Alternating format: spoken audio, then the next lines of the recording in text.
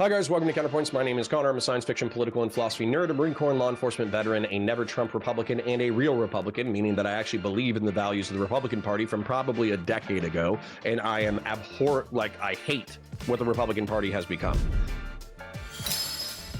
That being said, I'm here to watch. Stephen Bunnell has cooked up quite the controversy by talking about the Charlie Kirk assassination in the most abrasive of ways. A lot of liberals and a lot of progressives have called him out on his tactics. He's arguing that his tactics are sound and he thinks they're necessary in order to achieve a political result. I don't believe so. A lot of his critics don't believe so. And so that's what we're going to be fighting about for the next hour or so. Let's go. 26, if they start fucking with the vote. So, for instance, they have done this a little bit, like when Congress wrote a letter to Texas saying, hey, we need you to wipe off 5 of your districts. If other states start falling in line with that, if I believe the courts are so fucked that if he does an executive order, ban mail-in votes, shuts down the polling stations, and it's like there is literally no path forward. The courts can't save you. My dude, he tried to right away naturalize birth with an executive order. Why the courts can't save you proactively? The courts literally can, because we were have TROs on certain electoral executive orders that he's doing right now. Like, don't get me wrong, I'm not saying this is not a dire situation. My dude, the courts just got rid of the injunction. What are you talking about? No. I already think this is wrong. Birthplace citizenship was already overturned. The courts are already doing what they're supposed to be doing. And by the way, this is the other thing that, like, I swear to God, if DGG pisses me off today, I don't think I can ban you as hard as I did yesterday because I didn't make as much money. So I was, right now I'm high. I'm like high off of how much money people have donated to the channel. It's actually fucking bananas.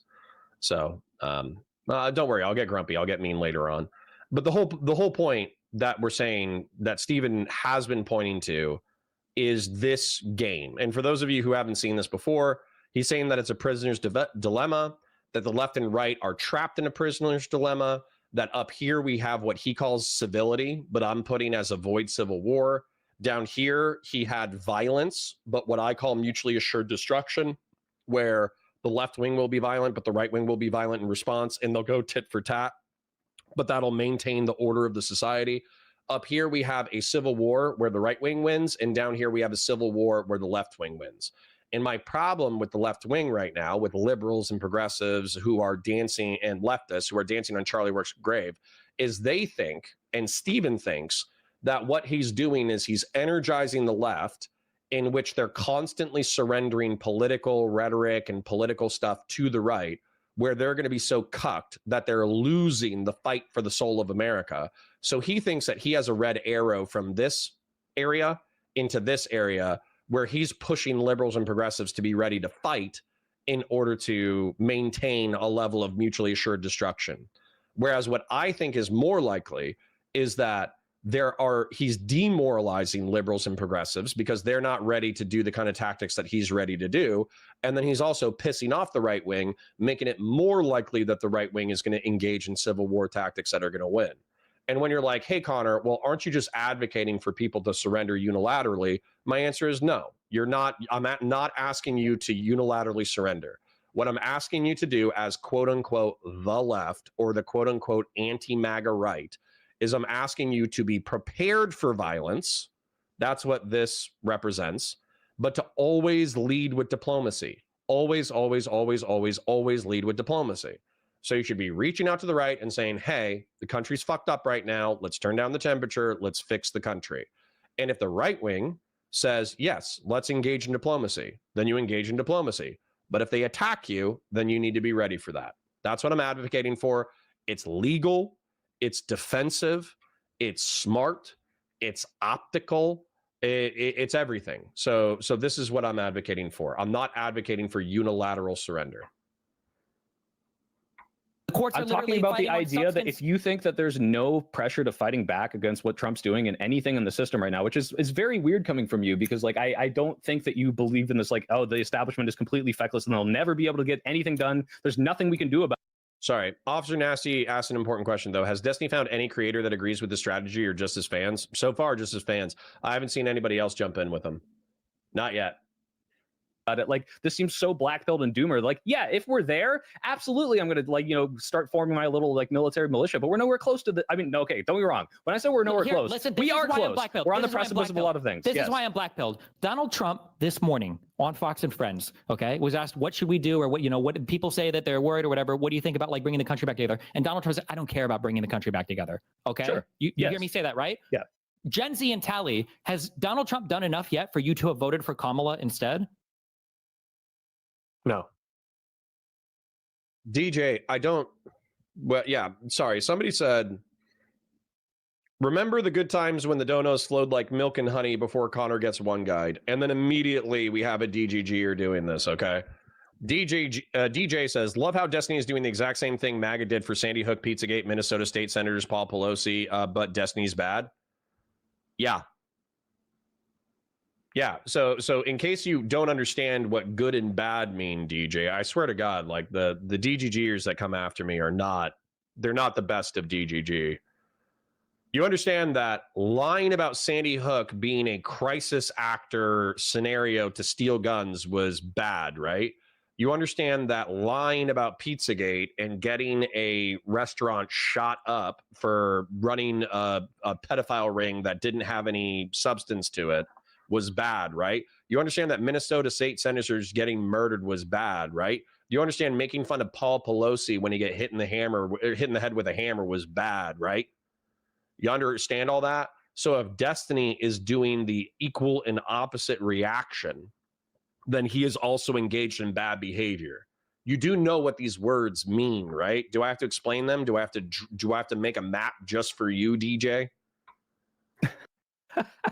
That's the point, right? So yeah, it's fucked. Yeah, if Gen Z, fucked. I would agree with you 100%. If Gen Z was every single voter in the middle and the independent, Gen Z, we can both acknowledge is a fucking retard. Tally, I've also called this for the same thing. Unless you disavow and say you wouldn't vote for Trump anymore, I think there are so many people. Like, let's put it this way: my parents don't know who the fuck Charlie Kirk is. A lot of people don't know who the fuck Charlie Kirk is. So they're hearing this and they're like, "What's going on? What's going on?" If Dem politicians are now coming out and matching Donald Trump's rhetoric, if that's what you're advocating for, like Dem politicians coming out and saying, "Hey, you know what? No, this is the rights problem," in the same way that he's like, yeah, after the shooting, I'm going to crack down on the left wing. That's fucking insane, because these people who have no idea what the fuck is going on with the Charlie Kirk assassination are now going to see like the politicians they otherwise would have supported like falling into the same like fascist rhetoric that Trump is, and like, where does that get us? Those people are not going to keep voting because they're going to be hesitant. This is going to the left wing are doing that though, because that's what the right keeps saying. No, I'm talking about like my progressive liberal parents. I'm not talking about independent.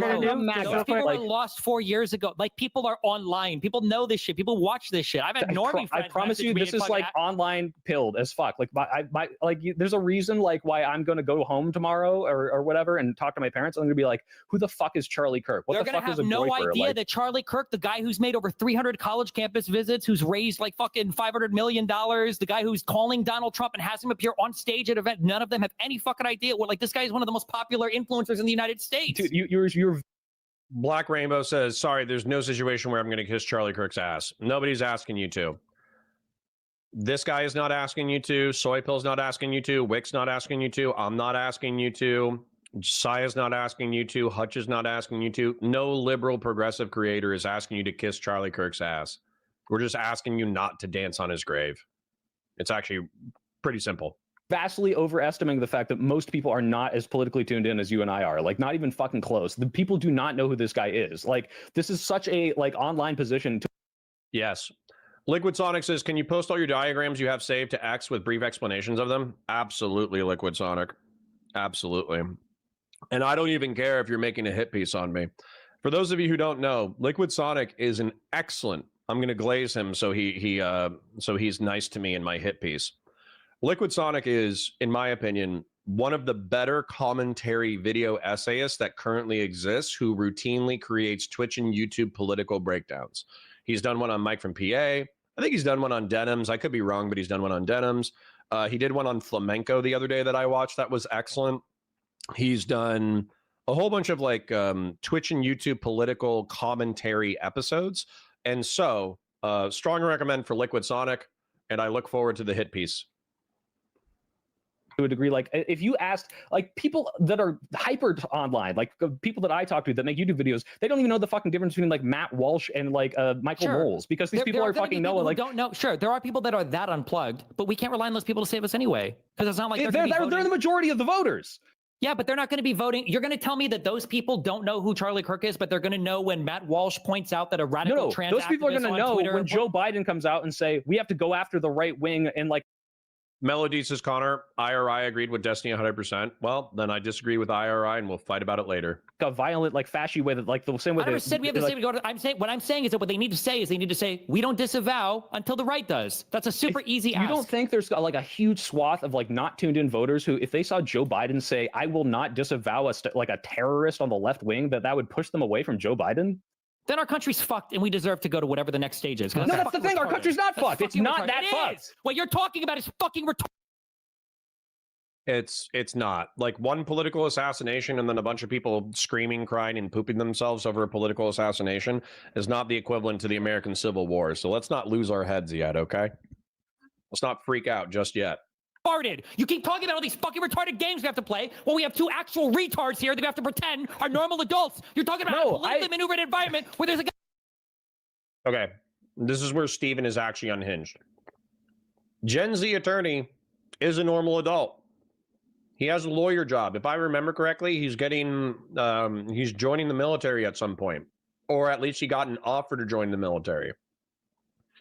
Tally is a normal adult. She used to be a left-wing progressive, but then the rhetoric, the anti-white rhetoric from 2020 to 2022 made her super uncomfortable.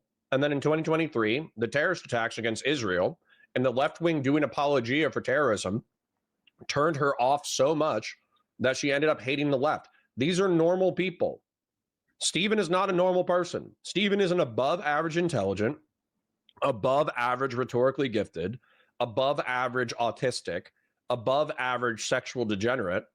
And so as a result, Steven thinking that he's going to make some kind of argumentation that's going to like bully these people into some other kind of position, all he's going to do is he's going to make them entrench in their position because he's so fucking unhinged. Soy Pill, despite being an asshole to Tallybots, is infinitely more likely to reach Tallybots because he's not a complete asshole all the time, whereas Steven, in my opinion, has kind of lost his shit, at least in this conversation. Driving us towards civil war, and you've got fucking dipshit on the left that apparently doesn't know any legal event that's happened in the past 10 years to start being a lawyer, and you got a fucking Israeli Jew on the right who only cares about trans issues, and you're talking about how do we perfectly message on the left while the president of the United States talks about driving True, yes. Your messaging sucks. No. Perfectly messaged. Hold on, stop. And you are retarded, and I'm tired of acting like everybody has to be treated like a fucking retard. It's not a retard. It's the bare minimum to say. Excuse me. Graham says, what I don't understand about your position, Connor, is how do you make diplomacy when no prominent figure on the right even acknowledges wrongdoing? Chris Christie was a huge critic of Trump. Nikki Haley was a huge critic of Trump. Thomas Massey is a huge critic of Trump. Marco Rubio used to be a huge critic of Trump, but now he's a pussy who sold his soul. J.D. Vance used to be a huge critic of Trump, but he sold his soul, and he's a pussy. So you have to understand that these people are changeable because they changed to Trump sycophants, so you can change them out of being Trump sycophants. We disavow. Shut up.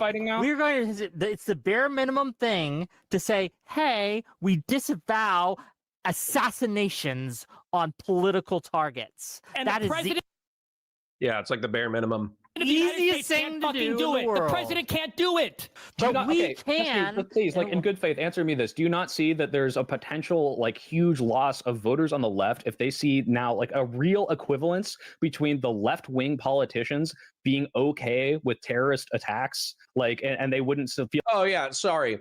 If Gavin Newsom and if Gavin Newsom and other liberal and centrist politicians adopted Steven's rhetoric, I think it's going to increase the chances that J.D. Vance wins in the 2028 election, not decreases.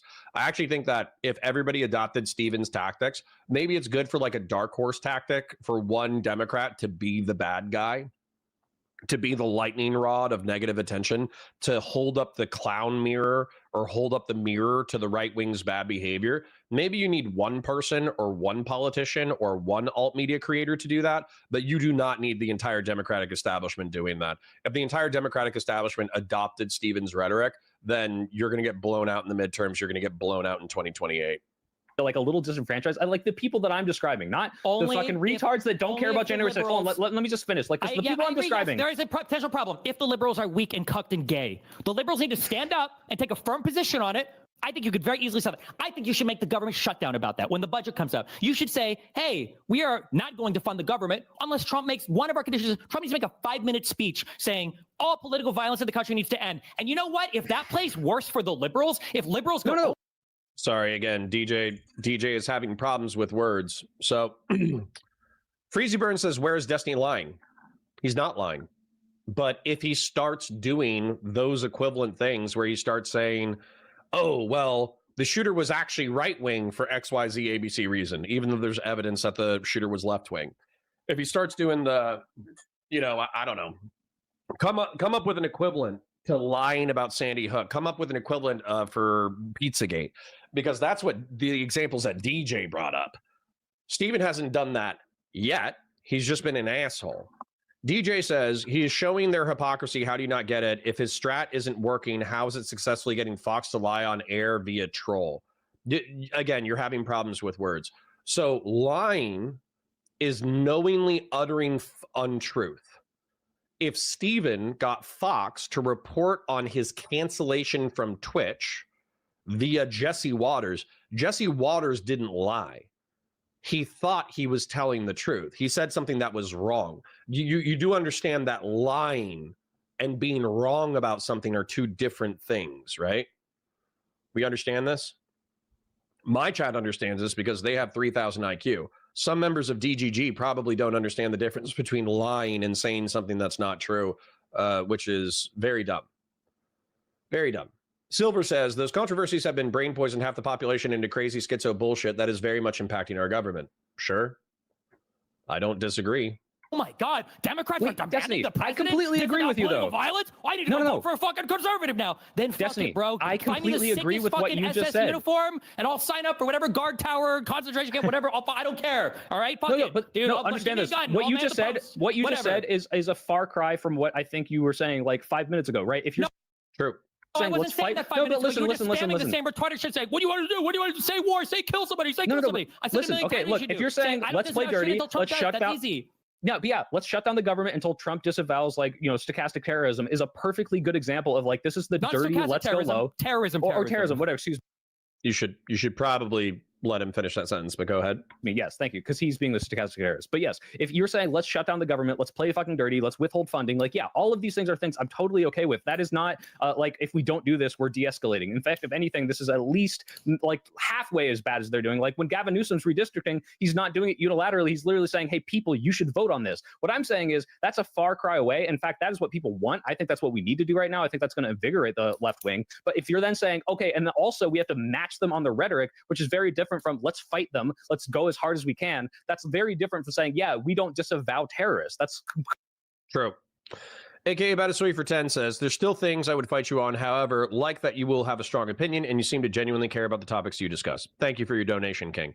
And here's the thing. You guys can say like, oh, well, Stephen disavows violence here, here, and here. And Stephen actually says that he's willing to condemn terroristic violence here, here, and here. But that's not what people are hearing, okay? I'm hearing it because I'm paying attention. I'm paying attention to you in chat, and I'm paying attention to Stephen when he talks. However, you have to understand that the takeaway from the Piers Morgan segment is not, oh, wow, there's this really smart liberal who's talking about how the right wing always ratchets up the temperature but can never take anything down, and they will never criticize violence publicly. What they saw was Andrew Wilson, like, openly condemning the assassination of Melissa Hortman. I think that's her name, Melissa Hortman, the state speaker of the House from Minnesota. They saw him say, yeah, that's fucked up. And if a conservative did it, I condemn it in the fullest possible way. And then they saw Stephen and they were like, okay, Stephen, now that he's done that, you say that, Charlie Kirk getting shot is bad. And he's like, nope, I'll do it when President Trump does it. Okay. That seems to some level endorse the level of the temperature of the country. Maybe that's not your inference. I'm telling you how normies read it. Normies read it that way. You're not a normie. You're an autistic Redditor. Completely fucking different. You have, when one side wants to fight, you have two options. You can either meet it. Sorry, hold on. Tofu has the perfect reaction right here. I'm not dancing on his grave, but I'm not surprised he got killed after the decade plus of shit he said. That's true. I've been saying that. I've been saying that's the perfect reaction. The perfect reaction is Charlie Kirk should not have been murdered. I'm not going to dance on his grave, but I'm also not surprised. Who's going to object to that? Or you can exceed it. Okay. No, you there's asymmetrical. Why are those the only two options? De-escalate, because you can't de-escalate. Sorry, again, you guys are fucking getting one guide. You guys are interrupting the content, but that's okay. I love engaging with my chat. Valiant Ravidus says it was bad, but they suffered no consequences for it. Yeah, they did. Alex Jones got sued into the ground for like $110 million. His media empire was almost bankrupted. He had to like beg to get his lawyer's fees covered. He had to shill soy protein in order to cover how much money he's in debt that he owes the Sandy Hook families. So yes, there was a consequence there. Tucker Carlson got fired for lying about the Dominion voting systems knowingly on air. And he cost Fox News $750 billion, well, it wasn't billion, $750 million through a lawsuit. So yes, there was a consequence there. He's now he's still popular. He's as popular as he ever was, but he's still a schizophrenic who has his own independent show because no mainstream media place will take him. Then in reference to Pizzagate, effectively what happened was Pizzagate went from a relatively believable conspiracy theory where you had like the Podesta emails and the Hillary Clinton emails where they were talking about like, oh yeah, we're going to get like 5 slices of cheese. The kids love cheese. And like, it was just weird. The way they were talking about was weird. Whereas I'm pretty sure the guy with the AR-15 went to the pizza place where they thought that they were kidnapping and raping all the kids. And they went there and there wasn't even a basement. And he shot a couple of bullets into the ceiling and he got arrested. So you're saying that like the right wing has suffered no consequences. This is just not true. They've suffered civil consequences. They've suffered criminal consequences. They've suffered plenty of consequences. Now, Donald Trump is a part of the schizo right. So it's undeniably true that he makes it worse. But saying they suffered no consequences is cope. Absolute cope. Yeah, Simba Law makes the perfect summary of the situation. It's so funny how Destiny is great at getting people's attention, but they're so offended by him that they aggressively miss his point. Is that effective? Is it effective to get the world's attention, but then have 80% of the world aggressively miss the point you're trying to make? Somebody comes up I didn't say de-escalate. What you just said is an escalation. Yes, I'm just saying, I just want you to be clear that when you're talking about, what I'm talking about is not escalation. Tit for tat is not escalation, okay? No, it's escalation from the Democratic rhetoric of not doing shit for 10 years. Well, that's like, fine. We both acknowledge, like, this is finally them fighting harder, right? That's fine. And if the Democratic rhetoric goes all the way back to where it was before, whatever, you don't de-escalate at all. If anything, it might even get worse. There's a reason why MAD only works when everybody has nukes, right? I agree, work right? if one person disarms. Again, wait, no, this is because this is what I'm talking about. This is a spectrum. Stop, dude. Stop. You guys are too kind. 1,000 SEK, which is red, which I'm assuming is another $100. Great content today. Checked my bank account beforehand just in case. Thanks, Test Dummy Human. We've just gotten into it, so thank you for your insane donation. Seriously, I'm going to be able to retire after this show alone. All right, I'm not retiring. I'm not going anywhere. We're going to make money. All right, sorry. Let me white pill. Your guys' donations have white pilled me. Okay, so we got 277 people in chat. I parasocially love you. Thank you for your comments. Thank you for engaging with chat. Thank you for your donations. Thank you for your super chats. Thank you for your memberships. Seriously, you guys don't have to donate for a week. Now, if you do donate, I'm not going to complain. But the outpouring of financial support today has been absolutely insane. So I parasocially love you. Thank you. Seriously, thank you. What I want to do, since we have almost 300 people, let me tell you what I want to do. I want to do this, okay? Monday through Friday, 9:30 a.m. to 2:30 p.m. I want to talk to you guys about what the current events are. I want to talk to you about online politics. I want to talk to you about the real world political implications. I want to draw mind maps about how I see the world. I want to do all that stuff. And to some degree, I hope that's entertaining for you. Obviously, we have 300 people here, so it must be some degree of entertaining or else you wouldn't be here. Then what I want to do, because people make a shitload of money as streamers, You know, I used to think that I was awesome when I was a waiter and I had a $300 night. You guys have blown that away, and I've only been live for like an hour. Okay, you've blown away every single one of my serving shifts. You've competed / blown away the days that I worked overtime as a law enforcement officer. So you guys have just blown it out the fucking water today. Now, the point is that the people make a shitload of money being streamers. Hassan Piker, Vosh, and Destiny, in my opinion, even though Destiny is the best of the three, they have an insane amount of money, and they could deploy those resources in order to make the world a better place. And I think Steven tries, but I don't think he deploys the money that I would. The way that I would deploy my money is obviously I want to be involved in politics and canvassing operations and this, that, the other, pushing for causes that I care about. But what I also want to do is I want to do disaster relief. Because what I think is missing from our country is a sense of the fact that we're all American. And so when there's mudslides in Western North Carolina, I want to go to a community of 500 to 1,000 people, and I want to say, hey, I'm renting 20 rooms in Western North Carolina because I have the money to do so. I can't afford the travel, but if you can make it to Western North Carolina, we're going to have a hotel for you, and we're also going to get water, and we're going to get pizza, and we're going to feed you 2 times a day, and we're going to go out into the community, and we're going to hand out water. We're going to help people move debris off of their homes. We're going to help them look for their cats or their dogs or, you know, their family members who are missing, and we're just going to be a part of the community. And when people ask us, why are you doing this? Who are you? We're just going to say, you know, some of us are Democrats, some of us are Republicans, but we're all online political people, and we're sick of, you know, online politics, but also real world politics, not giving a shit about the average American and not helping out the average American. And then from there, you know, we're going to try to keep building like a positive white pill, iron sharpens iron community.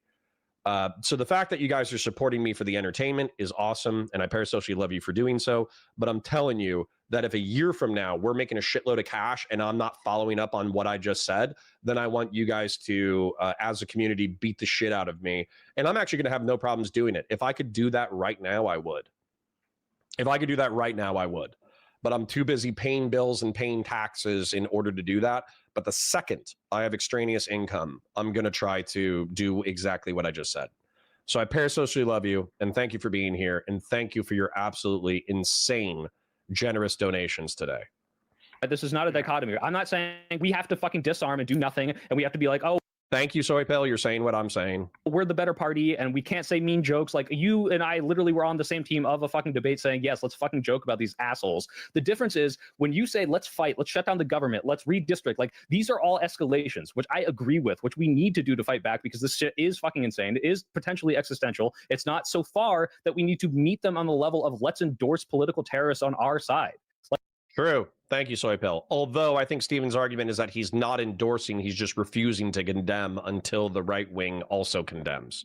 Like, this is just not the same thing. Maybe not for you yet, but for some people, I mean, like, it's cool for us because it doesn't fucking matter at the end of the day, I guess, right? But the Supreme Court just said that if you go to LA and there's a brown dude doing agriculture, you could fucking ask him for his papers, right? They start rounding up and deporting random fucking people. No, I know it's a joke because fuck Hispanics. I agree. Okay, I'm racist too, I guess. Whatever the fuck. Lol, based. Fuck, if that's the laugh, if that's the position, right? For how many people is fucking trans healthcare banned for now? And again, these people are jokes. Who the fuck cares? We're white and base. I get it. But you're preaching to the choir, dude. You will not get me to disagree with any of this. At some point, it's going to be, oh shit, I can't get my certain type of medication anymore because RFK just banned fucking SSRIs or ADHD drugs. You're preaching to the choir. I agree with all of this. All of this. The difference is not that I don't think any of that is like the worst shit ever. Some people, are literally dying, like we said, and the fact that we're brushing off USA deaths is fucking wild to me. But it doesn't matter. That's besides the point. Like, the idea that somehow any of that would be helped by saying we're not going to disavow left-wing terrorists is fucking insane. If I don't see how that does do anything but hurt us. Maybe it makes them afraid. Maybe when no. I hate this. I hate this. I think people are already afraid, but what happens when you're afraid, especially with high testosterone people, speaking as a high T male, okay? High T males don't like feeling afraid. Shit, medium T males don't like feeling afraid. So what you do is you take your fear and you channel it into anger. So if you're making the right wing afraid, and you're saying, I'm happy you're afraid, the right wing is not going to say, oh, wow, I'm afraid. I'm going to go ahead and reconsider all of my first principles and values, and I'm going to come to the table. What the right wing is going to do is they're going to say, wow, I do feel kind of scared right now. I'm going to channel that into anger and triple down on everything I want. And if you look at, Twitch and YouTube politics, but also Twitter, that's what all the right wing's done. They've done, oh, Charlie Kirk's a martyr. Charlie Kirk's a hero. He was just a normie. He was the Mr. Rogers of the right. I can't believe that the lefties are cheering on his death. As a result, we're going to triple down on TPUSA. We're all going to join TPUSA. We're all going to vote in the midterms. We're all going to vote in 2028. You just guaranteed that JD Vance is going to be the next president of the United States. So this whole thing of not only killing Charlie Kirk, but cheering on the death of Charlie Kirk has radicalized more people. It's had the opposite effect. Making people afraid is making them angry. Making the anger is a powerful emotion that motivates people to action. That's crazy. So Fashion 40, I think, asks an important question. Do you think Destiny is compounding all the bullshit the administration is doing along with Charlie issue and the craziness that has happened after the fact? Yeah, kind of. And I want to make this clear for people, okay? For those of you, we have 300 people here, and I welcome you, and I parasocially love you, etc. Like the stream, share it with your friends, engage in chat. Lots of smart, interesting people there. If you like the content, go to Valor Media Network, VALOR Media Common Spelling Network Common Spelling. I'm normally live there, but we're having a little bit of an issue, so I'm live here today. And then, like I said, super chats and memberships if you got them, but everyone's been insanely generous today. So pace yourself. Don't blow all of your money on your super chats today and then never be able to donate again because you've bankrupted your family. That's not fair. So I want to point this out, though. I want to draw it. I'm probably going to fail, but I'm going to try. Okay. Here's like the entire aggregate of voting for the left. Okay. Now here's what Destiny affects. And by the way, this should be infinitesimally smaller. Like this should be like the box that I currently drew should be about 10 times smaller than it already is, if not like 100 times smaller. But the truth is that Destiny, let's change that. Destiny affects a very marginal amount of the left-wing political energy. Okay, he really does. He's not, let's call this left-wing political energy. And let's say that we have right-wing political energy. And these are people not just motivated to vote, but also motivated to, excuse me, they're also motivated to canvass, they're motivated to volunteer, they're motivated to participate in local elections. And let's say this was Charlie Kirk, okay? Well, what's going on? And by the way, Charlie Kirk's effect on national discourse should probably be the same level, same size as Destiny's box. And Destiny's box should be about 10 times or 100 times smaller, okay? This is not proportional. I'm just trying to get you to understand the idea, okay? Charlie Kirk is dead. All right? He's dead, and he is no longer able to influence politics the way that he wants. So in this moment, there could be a collapse of Charlie Kirk's influence within the Republican Party and how they operate. But what's happening is JD Vance, Ben Shapiro, the way that, as a matter of fact, maybe the expansion should be like outside of the box. JD Vance, Ben Shapiro, by doing what they've done, they have martyred Charlie Kirk, and they've said that they're going to back TPUSA even harder. And so this could be a flash in the pan, but this also means that Charlie Kirk's legacy might even have more of an effect than Charlie Kirk himself. Okay, TPUSA is now a national brand that will have perpetual funding until the end of the American Republic, maybe even after. And so Charlie Kirk's legacy has expanded because of his assassination. Now, what Destiny's doing, which I think is good for Destiny, is he's being a smug asshole. And so as a result, he's getting disproportionate influence for himself, which is fine. He's getting disproportionate attention for himself. But what I think he's actually done is he's cutting into the right or the left wing and the moderates, where instead of maybe minimizing his influence or attracting people to his own brand, he's expanding Charlie Kirk's legacy. Because for every normie who was not that politically engaged, there might be 2 out of 10 people who see Stephen's argument and they're going to go towards Stephen. But I think for 8 out of 10 people, they're just going to see Stephen being fucking crazy and arguing that the right wing is unhinged. Therefore, the left wing should do whatever the fuck they want in reference to rhetoric. And they're going to break for Charlie Kirk's legacy, I suppose, instead of breaking for Stephen. And so this is my view of the scenario. You can argue that Stephen is descriptively correct. You can argue that Stephen is getting more influence as a result of his bad behavior.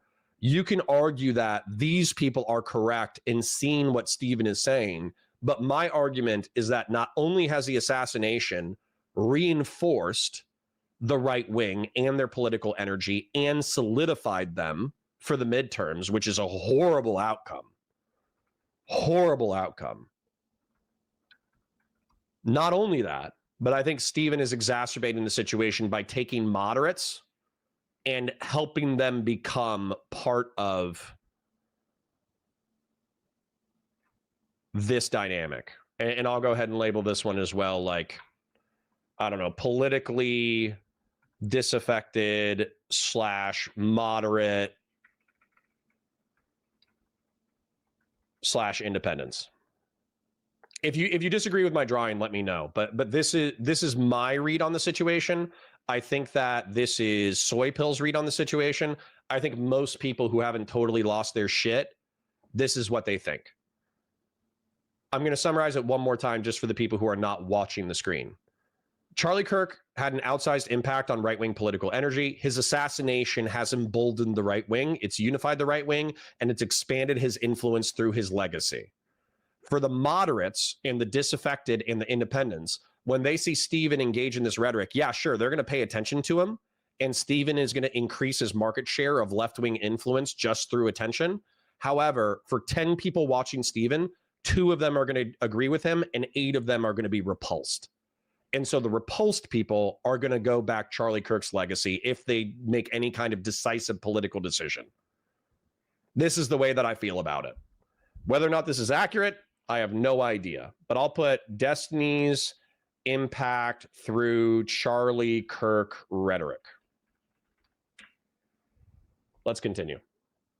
Go out. No, okay. You remember when you said prima facta, they already presumed the worst? Maybe when you go out. No, but they don't really. They just sell it well. Because you know that they don't give a fuck. What do people do when they're afraid? Maybe they adjust their behavior. Yeah, but they also, when you corner a rat, it strikes out. When you have people living in fear, they strike out. And it gets worse. Making them afraid? Do you think that's going to help? You guys are so fucking gay. Oh my God, it gets worse. Yeah, and now he's repulsing his own allies. So I don't think that works. President of the United States he's already said the worst shit you can. Why do you guys keep pretending? Okay, so you acknowledge that we're not going to make them more afraid, right? Can you? Okay, I don't know. You just contradicted yourself. Please stop. You just said the president is at the worst level. I agree, and we're not contradicting. This is what I'm saying. They're already maximally posting. They have no fear. They don't care. For Matt Walsh to type that statement out, I don't even know if I would have the balls to go on and be like, all right, guys, we need to fucking do the fucking worst to them, right? I am already knowing that the things that I'm saying means I'm probably gonna have to postpone or cancel the next couple events that I do. The fact that all of them feel right now on the right that they can operate with absolute and utter impunity because the president is protecting them, because the left is cucked and weak, because nobody wants to say or do anything. There are some chilling effects that are good. You should be afraid to go out on media. Shut up the fuck up. You should be afraid to go on news channels and say, I think we should have a Simba Law says, are we going to keep acting like Stephen is advocating for elected officials to adopt his rhetoric? Miss the point harder, please. Simba Law, I haven't seen him differentiate between alt media pundits and elected officials at all, and I've been engaging with this content. So if you're going to come, I'm just going to share this, DGG. I'm just going to be real. This is my community. As a matter of fact, I want you to look me into my eyeballs, because already anime PFP, so I'm kind of presuming that you have some weird sex shit going on, okay? This is my community. It's mine, okay? There's plenty of DGG crossover. There's plenty of other community crossover, but it's mine. Okay. This is not the DGG. It's the waiting room in reference to time. It's not the waiting room in reference to principle. I have different principles. So if you think that you're going to come in here and you're going to change me, you're wrong. You're either going to enjoy the content or not enjoy the content. You're either going to like the takes or you're not going to like the takes. But I'm going to tell you right here, the fastest way to catch a fucking ban in my chat is to be a snide bitch. Okay, if you want to say, Simba Law, I'm going to give you some rhetorical advice. Are we going to keep acting like Steven is advocating for elected officials to adopt his rhetoric? Miss the point harder, please. You fucking nerd. Let me figure out, let me go ahead and state how you could say this better. Simba Law, you could have said, Steven actually in a different stream titled this, said that he does not want the vast majority of the left to adopt his rhetoric. He specifically wants alt media creators to adopt his rhetoric in order to browbeat the right. That's how you could have said the same thing without being a smug bitch. So what I'm going to say, Simba Law, is that is your first and only warning. And DGG, if you're typing out similarly smug, bitchy comments like this is your first and only warning. Okay, you are welcome to critique me. You are welcome to inform me. You are welcome to criticize me. You are welcome to change my mind. I love learning things. I love learning new things. I love understanding people's arguments. I love expanding my worldview. But if you're a smug bitch, I will ban you. Okay? I think that's fair. Let's go ahead and get Steven back on screen. War. I think that we need a fucking right. And the method of imposing that fear should be to approve people taking their lives. Is just to be clear. Well, on the right now, that's where they're at. Is it killing people is based and awesome because we can just say the left did it. Audacity says, for 10. I love this one because months ago I was on Wick telling Soy and Stacks things weren't that bad, and then they were yelling at me for it, and now Soy gets yelled at for saying the same thing. The universe is funny. True. Based. You acknowledge that right now people on the right seem to have no fear whatsoever. At least the media guys seem to not really give a fuck. Well, this is what I'm getting to. It sounds like what you're advocating. It's because they're going to sit inside their house and they're going to let the Civil War and the assassination and the troubles play out, and they're going to cover it for AdSense revenue. That's why the alt media pundits, the right-wing alt media pundits, aren't afraid. They're ginning up their base to be ready for extrajudicial, extra legal violence. And then if they're going to win either way. If their followers go commit acts of violence, then they get to cover it on the news and they get to make shitloads of AdSense revenue. If their followers get killed by law enforcement, they get to cover it for AdSense revenue. You have to understand that, like, alternative media, much like mainstream media, is filled with egotistical sociopaths who exclusively want the most amount of attention possible.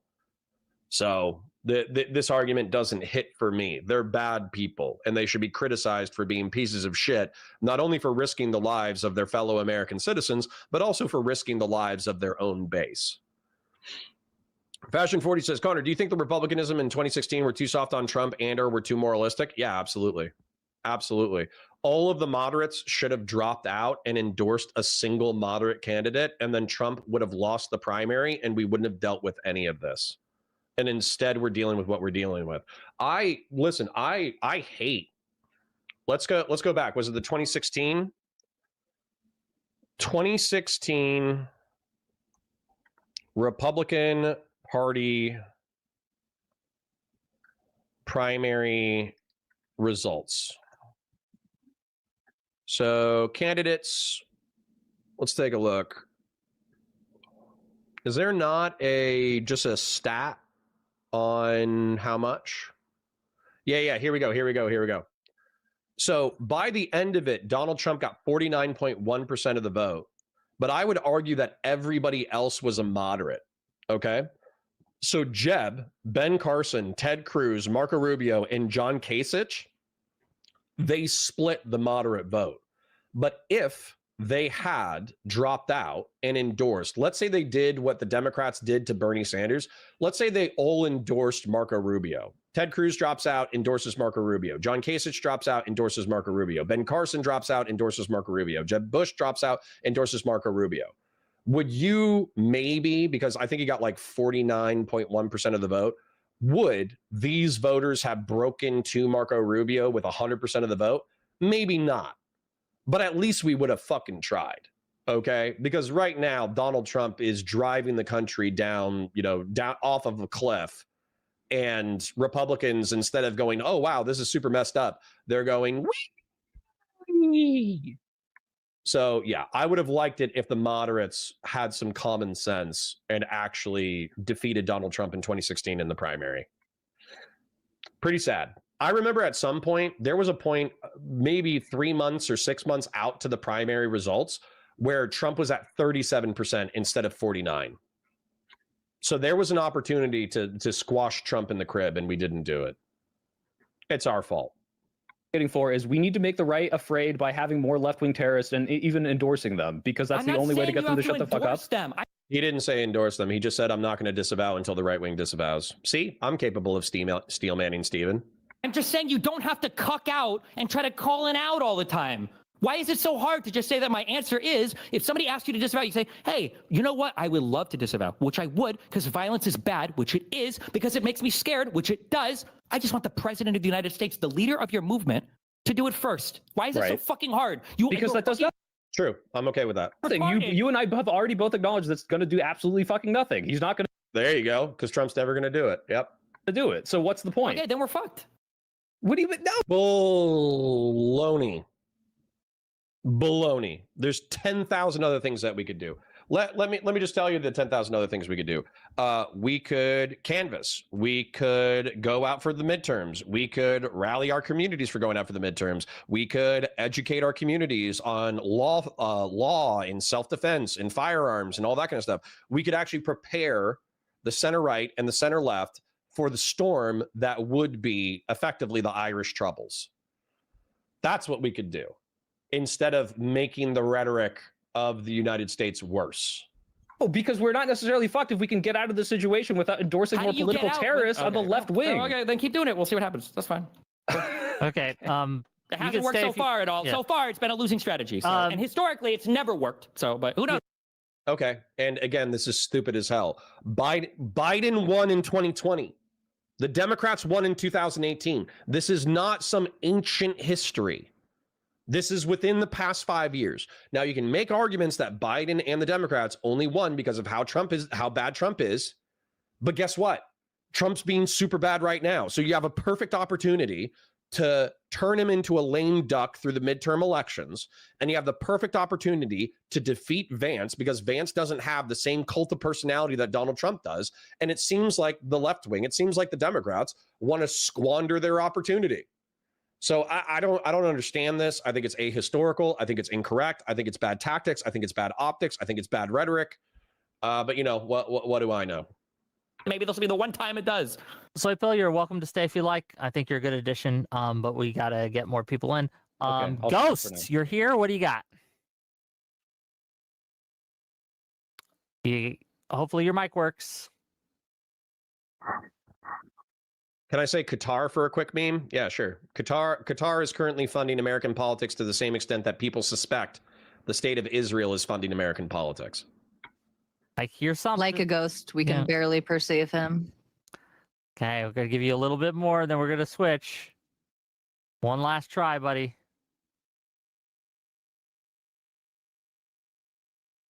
Okay, well, next. RIP to Ghost.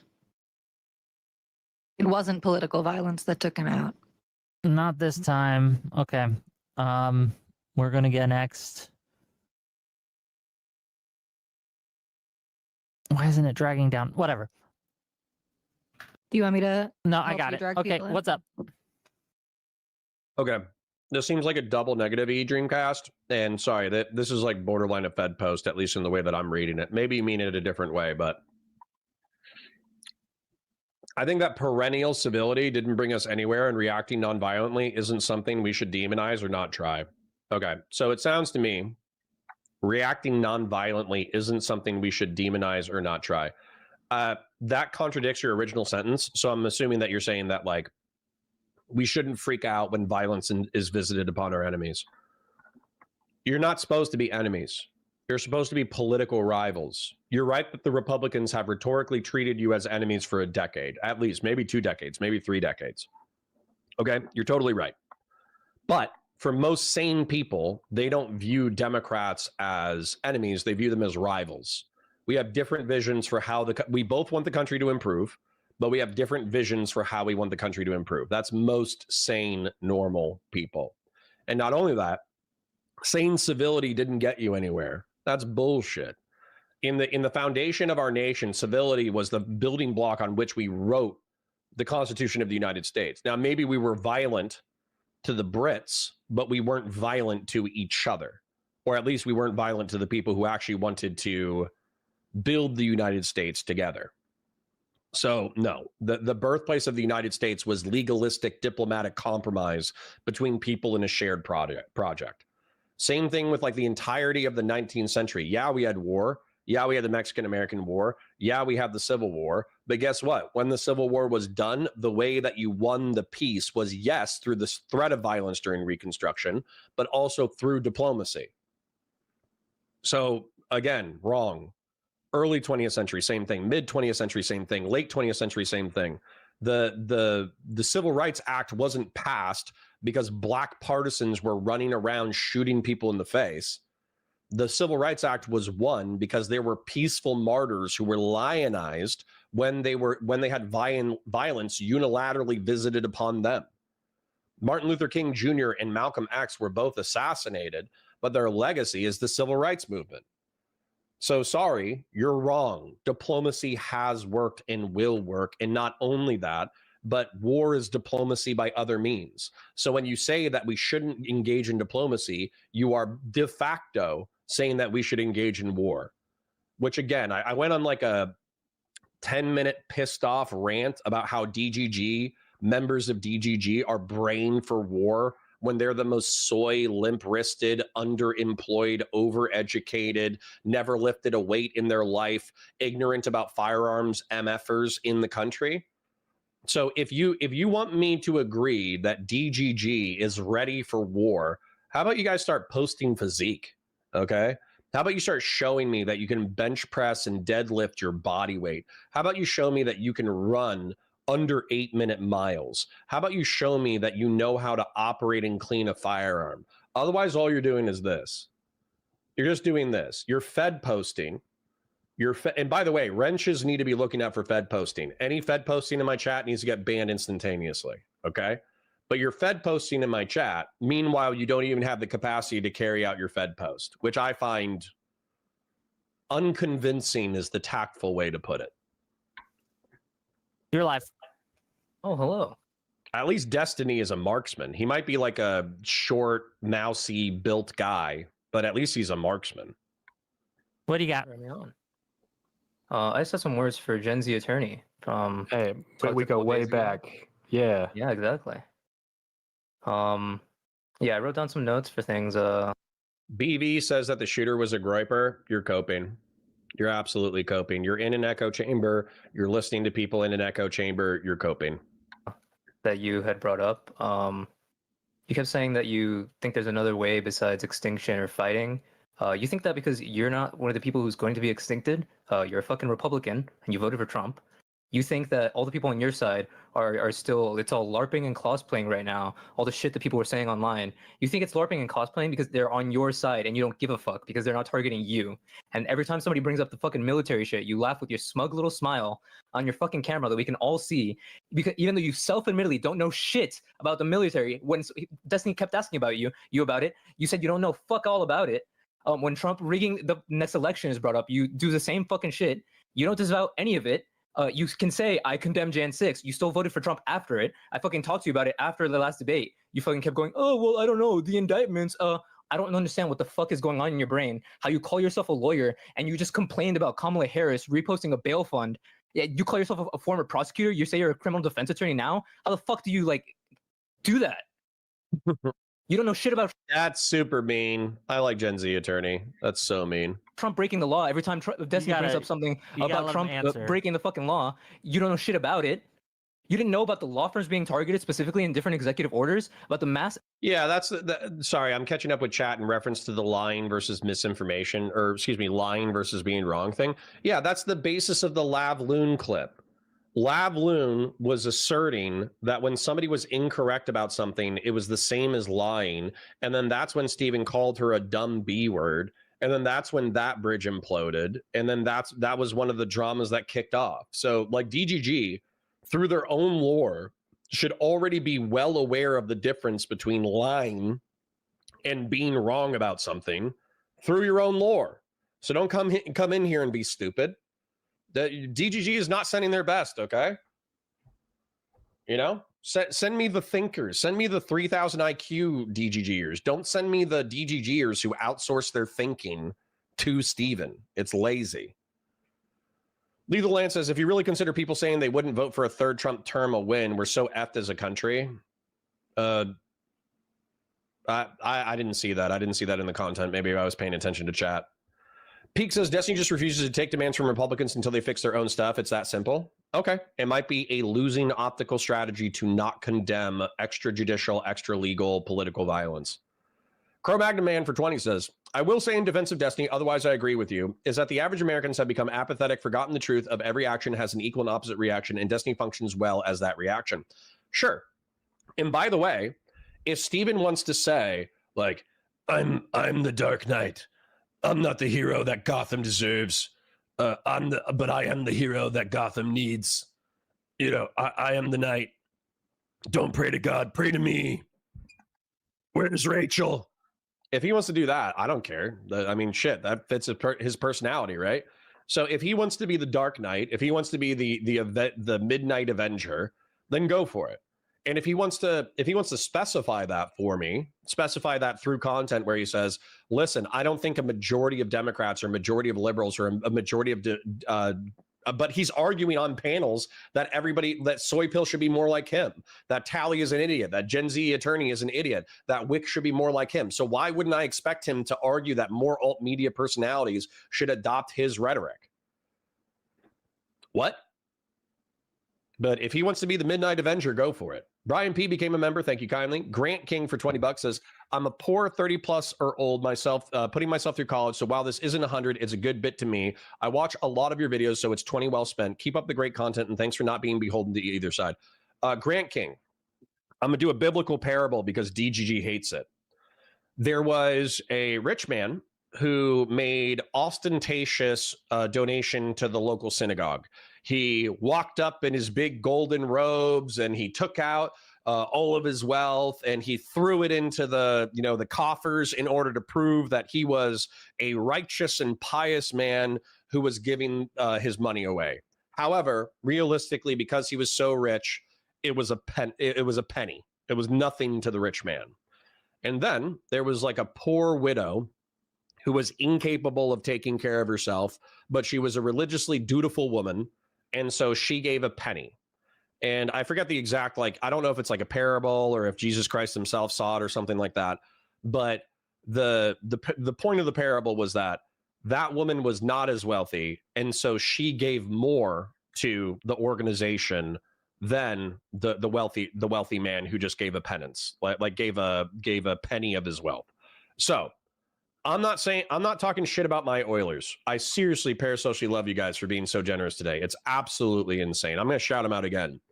Christian Valeris, Fast and Bulbous, Jonas Skoglund, Grassroots Hegemon, Tomato Brew, Weld QC John, Fashion 40, Numinax, Patriarch, Dunder Parsed, Jonas Skoglund, Melody, Exponential Entropy, Sacred Snow, Grassroots Hegemon again, Jonas Skoglund again, Philip Coffee, aka Betasoy, Test Dummy Human, Audacity, Cro-Magnon Man, Brian 240, Grant King, and then I still haven't gotten to Gen X, Snatchy Cakes, Matacool, Casey from Long Island, Michael Hatch, Dice, Malevolent Vet, Jesus Christ. Luke, you guys are being crazy. And Audacity. I haven't even gotten to like another dozen super chats. But thank you all for your generosity. And seriously, thank you to the people who gave like $100. There was like half a dozen people who gave $100. This is the craziest stream that I've ever been a part of. I do parasocially love you. Grant King, I wish you the best in your academic endeavors. I hope you graduate. I hope you get a job. I hope you become a 100,000-aire. And I hope you're a part of this community in the long term. Thank you for your donations. Exodus of lawyers leaving these different firms because they're upset that their firms capitulated to Trump? Anything else? Do you even regret your fucking vote for Trump after all this shit? Uh-oh. The answer's gonna be no, because you don't know shit about it, because you don't give a fuck, because it doesn't affect you. I would have let him answer that question. I'm still waiting for him to be done. I think he's done. Go ahead. Okay. And then we can cycle. I mean, obviously, that's a lot to respond to. You're probably going to be unsatisfied, but I'm not a terminally online person. I do my best to keep up. Is it terminally online to know what the fuck is happening in the industry that you work in? You're interrupting his response. I would let him respond and take notes. Yeah, if you want to dive down into the weeds on every single legal development, because guess what? Every single legal development? Any idea how many Supreme Court President of the United States each year signing executive orders targeting specific law firms, some of the biggest law firms in the country? And so in the time I've had to sit here, I've been able to do a little bit of research, and even looking into that, I'm starting to feel like I'm probably going to start to agree more and more with it. If we're talking about specifically Perkins Coie, with the rationale being the Steele dossier, they worked with Hillary, Fusion GPS. Yes, if we're talking about promulgating false now you agree with it. You didn't know shit about it a few minutes ago. This is how it always works. Yes, because I said I'm not going to fuck. You don't care. I said I'm not going to care about your fucking country. I said I'm not going to comment. You don't give a fuck about the law. I really wish he would give him an opportunity to lay out his beliefs. DJ says, I don't think you were understanding my point and are unintentionally strawmanning my position. No worries. I tried. Good luck. Okay. DJ, I'm not going to ban you, but I'm just going to tell you, being a smug bitch is the least way to get my attention. And that's the fastest way to get a ban. You can be a Nazi talking about Nazi shit. You can be a communist talking about communist shit. You can be a race realist talking about race realist shit. You can be a DGGer who is endlessly glazing Destiny. You can be an anti-Destiny fan who hates Destiny with your full might. You can be Ved Sunil who hates Doobie with all his passion. You can be Doobie who sweeps for the Red Sea terrorist attacks. You can be a whole host of ideological diversity within my chat. I'm a smug bitch, but this is my live stream. I'm allowed to be a smug bitch. You are a chatter. So if you're a smug bitch, I'm going to ban you. Just giving you a heads up. I'm here to have fun. I'm here to make money. I'm here to make content. So if you're a smug bitch in my chat, you're catching a ban. Just fair warning. I'm not going to comment. I said I'm not going to comment until I have more information. I can give a more informed opinion on it. And guess what? Because that's called having restraint and not just popping off and sounding off on every single thing under the sun. Being a coward and a loser and being okay being ignorant. But okay, listen. You have a cartoon PFP of an elf. Let's not get too high on our own supply. Okay. Shit going on in your country because none of it affects you.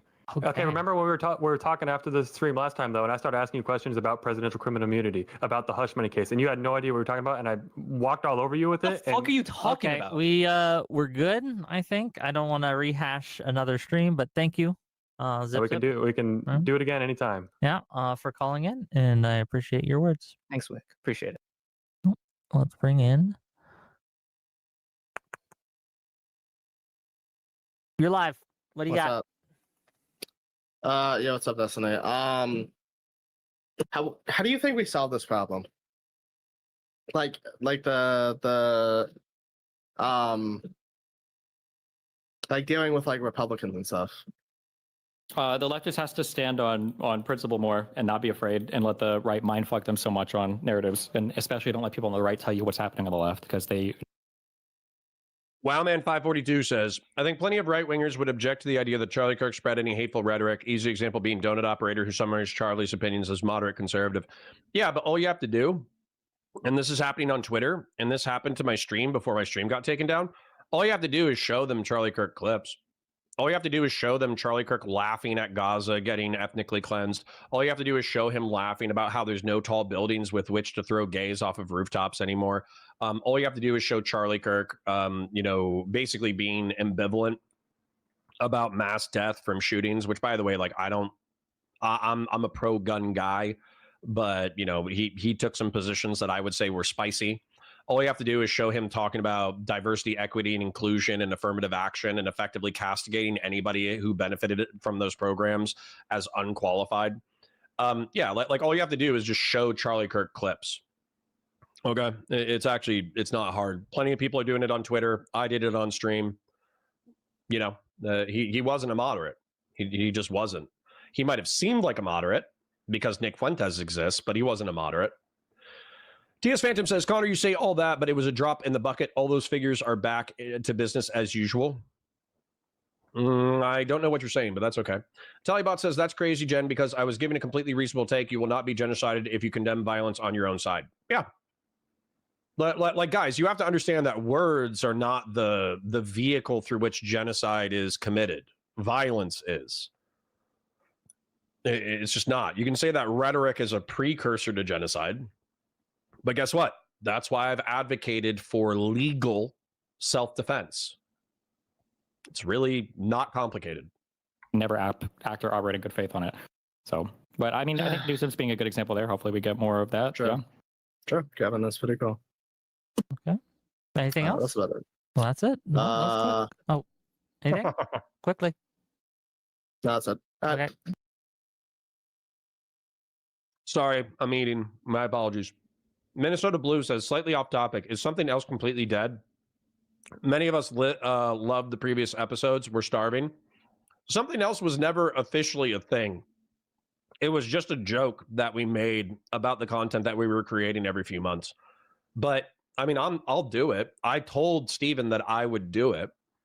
I don't think I could do weekly, but I could probably do monthly. But right now, I'm just trying to see if Steven survives the next week. I'm just trying to see if he doesn't get the shit kicked out of him or see if he gets shot in Colorado.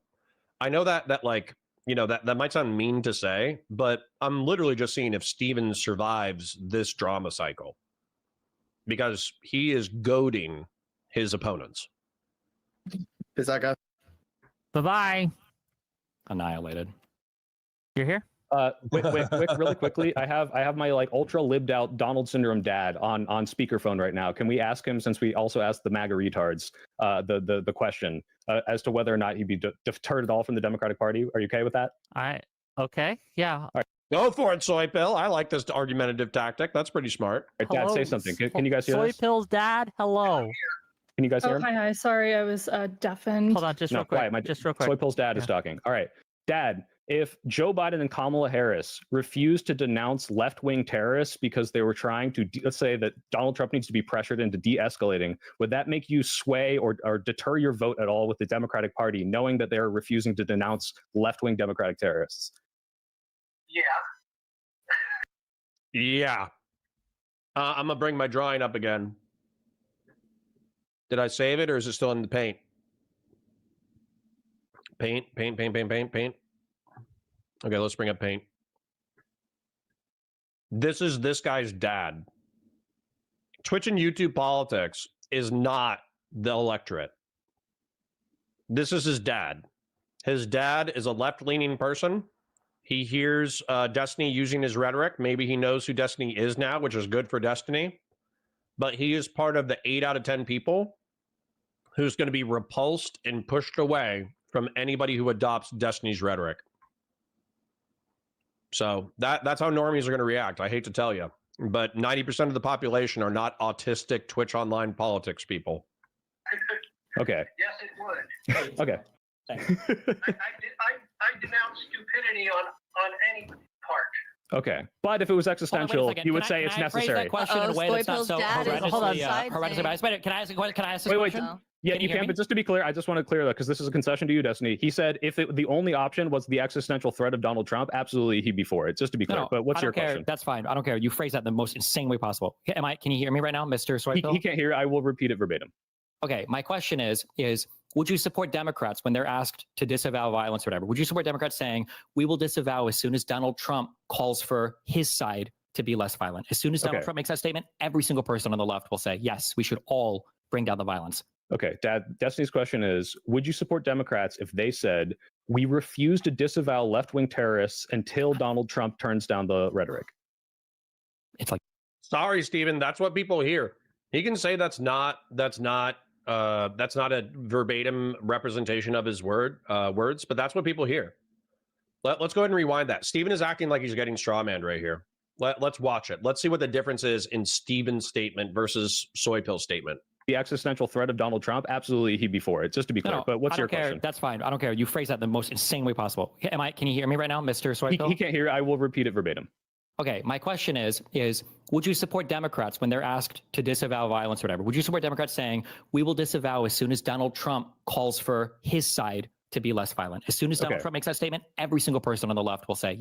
So what Destiny is acting crazy is that instead of saying violence, I think Soy Pill says terrorism, but guess what? That's what everybody hears. Extrajudicial, extra legal violence in the political sphere is terrorism.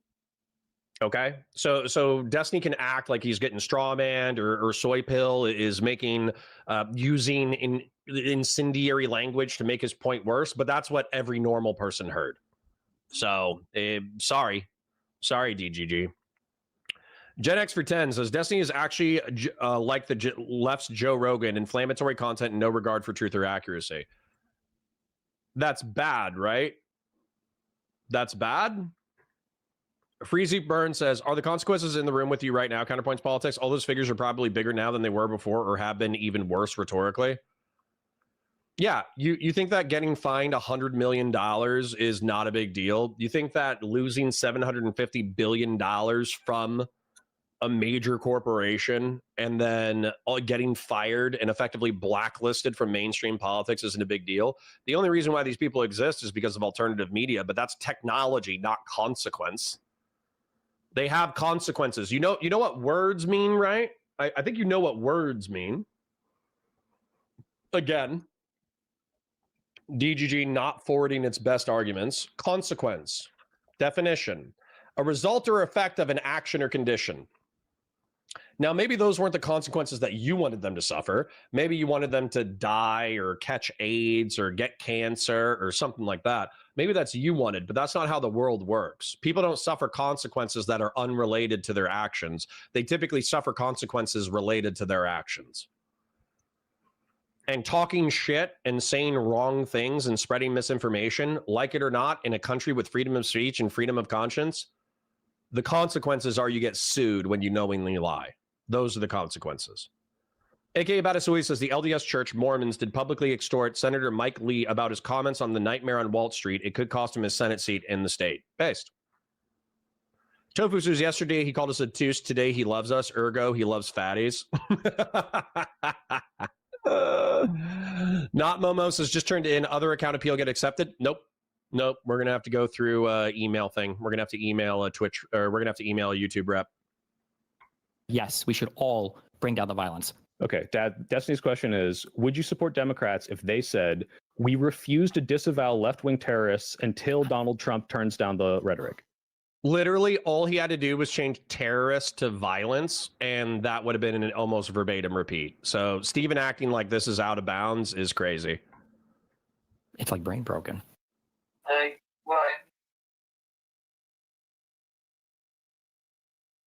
Hello? Still there? We broke Daddy. Yeah, I'm here. Yeah. So would you support Democrats saying we refuse to disavow the violence or to turn down the rhetoric until Donald Trump does it? That I feel like that's a more accurate representation. So Stephen shouldn't be upset with that one.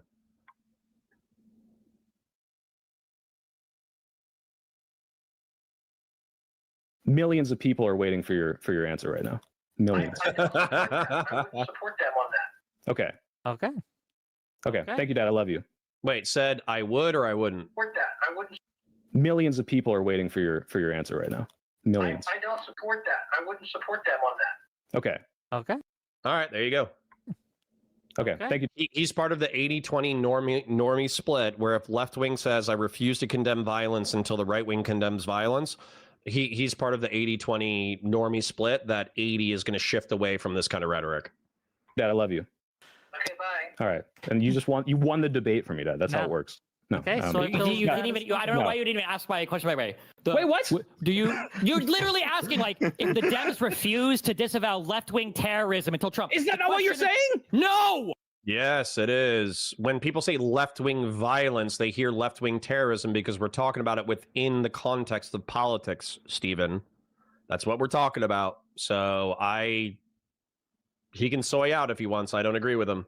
You fucking retard. The question is very simply, hey, what should the left say when they're asked to disavow violence? You say, we'll disavow the violence as soon as Donald Trump does on his side. I don't know where you're getting this. Like, would you be okay with the left refusing to disavow? Because that's what most people hear, Stephen.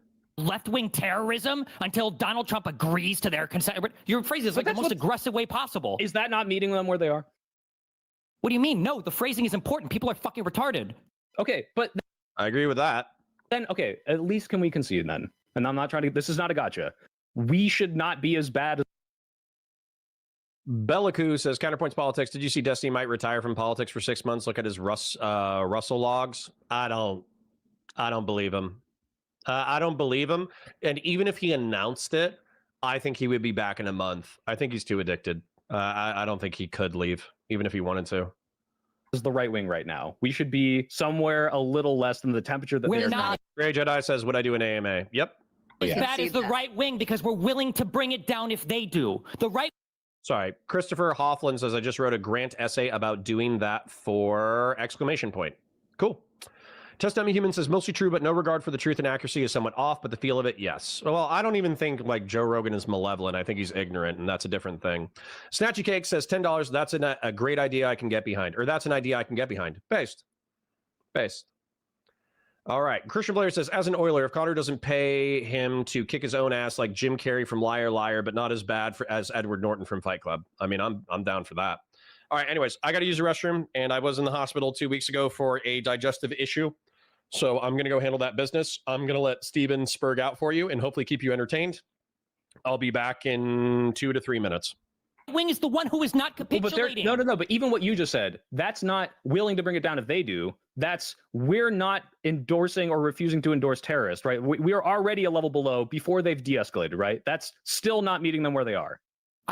Would you apply the standard anywhere else? When Ukraine was invading Russia to take territory from them in the war, was Ukraine being as bad as Russia? I don't want to make an analogy. I'm just saying. No, you need to, because for some reason people's minds are literally everybody on your side is saying we are at war. That's the words they're using. You just don't want to believe any of it because we're not saying that. They are wrong. Okay. No. Why are you just saying that? Destiny, I'm just saying that when you say, okay, no, you got mad at me when I said we refuse to denounce left-wing terrorists, right? Because you think that's not what we're saying, right? No? Okay, we're gone. That's what your mom says. Got it. Okay, got it. Okay. So true. Well, first of all, if you guys want me to do a segment where I invite streamers' parents on to debate the streamers, I would absolutely host that show, okay? Soy Pill's dad versus Tali's mom on 1v1 mano-y-mano, whatever. That would be good content. But my dad already has to deal with annoying Jewish women all fucking day. He's not going to want to do it with Tali's mom, all right? Katya, what you got? My mom is a blue woman, so they would get along. So my mom is also, very liberal and also pulls no stops. I wouldn't be surprised if the stream got put down if we did parents, and she was there. God my bless. dad says some pretty unhinged shit. I don't know if you want him on stream. He does not understand the concept of TOS. Okay, fair enough. Yeah, well, go ahead. It happens to the best of us. Go ahead, Katya. Yeah, I was just gonna say, it seems like individuals are okay voting for people that they admit will not turn down the rhetoric, no matter what. But then they say they don't want the consequences of the rhetoric not being toned down. Either you're being dishonest or what? We're just pretending that it won't happen, or we think it won't and we're willing to hedge our bets. What are we doing? So can you I guess rephrase that? Right. So ask again. Right. Okay. So basically, you're okay voting for Donald Trump, right? You voted for him 3 times. Mm-hmm. You did. Tali voted for him as well, right? And in this debate, you said multiple times, yeah, I know that they're not turning the rhetoric down. I know they're not going to turn it down. Right. But you don't want it to escalate further, which is why you're saying that Democrats should continue to disavow, or they shouldn't, meet them where they are or whatever. But I guess where I would disagree then though is, and it's a meme at this point, but it's a whether we're taken literally or seriously. And when I see these calls to war, calls to it's time to fight, and I just don't see the resulting outcome you would expect to see. Versus, and then I see the figures, at least that I look up to and that I follow, are the ones that are saying we need to tone it down. Everyone needs to get together. It's about mutual de-escalation. And then to get hit back with, well, it's all a problem on the right. When the very first question I asked and that I was curious about is when we get unhinged, insane lefties that do stuff, the whole debate we were just having a month ago was whether or not the liberals, the mainstream left, needs to jettison the far left. And now when far left folks act out, as folks on the far right act out, it's a extremism is a problem for both sides. But now it's like, right, but they expect us to disavow for both, right? Like they don't draw that distinction at all, and we kind of get fucked for it. Like even in kind of very like milquetoast liberal circles. So I mean, I just feel like I don't know where you go for this. It feels like a lot of people, like I understand if you follow people who are, you know, the rational ones or whatever. But I mean, if the president is not, and the people in power are not, and the people who are controlling. Monocool says, I reject the idea that Kirk's killer wasn't on anyone's side. This guy was just a lunatic. Okay, I reject your rejection. Okay. He was raised by an uber conservative family, but that means that he can't have left-wing ideals. He had social media that showed that he was sympathetic to trans people. The bullets were written with some trans sympathetic stuff. And then he, indirect text messages or whatever, said, you know, I had to take out Charlie Kirk because I just couldn't stand how much hate he was spreading, blah, blah, blah, blah, blah. And he was texting that to a trans gal. Now, you guys can joke that groypers sexualize trans people, but if you pretend for a second that groypers don't sexualize trans people, but also hate trans people and want them to die, then you're just wrong. You're just wrong. It's a progressive, it's a lefty, it's a leftist. So you're just coping. You can cope wherever you want to cope, and you can even cope in my chat. I don't care, but you're wrong. You're just coping. When we are not, then it seems like we're in a situation where people want the Dems to be this release. Do you have a gun? We'll just like take it and take it forever. Do you have a gun? Yes. Yes. Yes. Get more if that's your stance. Get more, and I want you to see. Well, I'm pro Second Amendment. First in the stack. First in the stack. Okay. Ooh, he stole that from me. Want to see you first in the stack? Yep. It's easy to talk all this shit online about how civil war is impending. It's a lot more difficult to say, oh, yep, I'm going to throw on armor and I'm going to do something about it. It's easy to talk shit online. Oh my gosh. First in the stack. Yeah, okay. well, I mean, at least I'm not saying that, you know, basically Democrats have to forever kind of make sure that they're this fail-safe for the rhetoric. Because what we have to do is ensure that we never go to a civil war. I think that's a very ice-cold take. Yeah, Monocool says $5. Political violence with the goal of fear is literally the definition of terrorism. Yep. It's trying to influence politics through extrajudicial and extralegal violence, primarily against civilians. Yep. Wait, right, so was it the North's fault? Wait, could the North have de-escalated? Did the North fuck up? Say the North is equally... No, the left... Oh, Steven, you dumbass. Is he talking about the American Civil War? I just want to make sure he's talking about the American Civil War before I go on to a rant. Culpable for the Civil War is the South, Wick. I don't think... Okay, yes, he said the South. Okay, he's talking about the Civil War. Okay, the North did de-escalate. In my opinion, they only went to war when it was absolutely necessary. The North passed legislation. So they elected Abraham Lincoln. I believe they passed legislation barring slavery from expanding to the Western states. The Southern states knew that that was an electoral death knell because it was only a matter of time before the Western states were willing to vote on a bill in order to ban slavery outright within the Union. So considering that slavery was on the chopping block and that was a large part of the Southern economy, they said, okay, well, we're not going to stay around and get fleeced by the industrialized North who's going to screw up our economy by banning slavery. Well, we are a confederacy of nations. Therefore, we're going to withdraw from the Union. And so it was only once they withdrew from the Union that the federal troops engaged in violence in order to try to retake the South. And by the way, for the first 3 or 4 years, they did engage in relatively minimalist violence. They did get into conflicts with Confederate armies, hoping that the Confederate armies would break. But then when the lines were joined, oftentimes the Union troops would withdraw. And it was only after 2 or 3 years of, I think it was McFarland or McClelland, something like that. It was only after The McClellan or McFarland, I think it's McClellan. I'm gonna go with McClellan for now. It was only after 2 or 3 years of McClellan pussyfooting, where he was really good at training troops, he was really good at making them marksmen, he was really good at logistics, he was really good at all that kind of stuff. It was only after 2 or 3 years that Lincoln gave the green light to Grant and gave the green light to William Tecumseh Sherman to slash and burn the Mississippi, and to slash and burn Atlanta, and to slash and burn and take the fight to the Confederacy, even if there were high casualties. So yeah, the Union in the Civil War didn't say, oh, wow, the Confederacy just seceded. We're going to slash and burn and murder all of our neighbors. Even the Union Army during the Civil War tried to use a minimum amount of force necessary in order to get the Confederacy back into the Union. And they only went to the slash and burn tactics of William Tecumseh Sherman when they had exhausted all other possibilities. So the fact that Stephen and his ilk, no offense to sympathetic DGGers in chat, the fact that you're saying, well, let's just jump to a slash and burn campaign. You're idiots and you don't know what you're asking for. I think that they're equal. Yeah. Bound TRS says 38,000 new TPUSA chapter applications. Yep.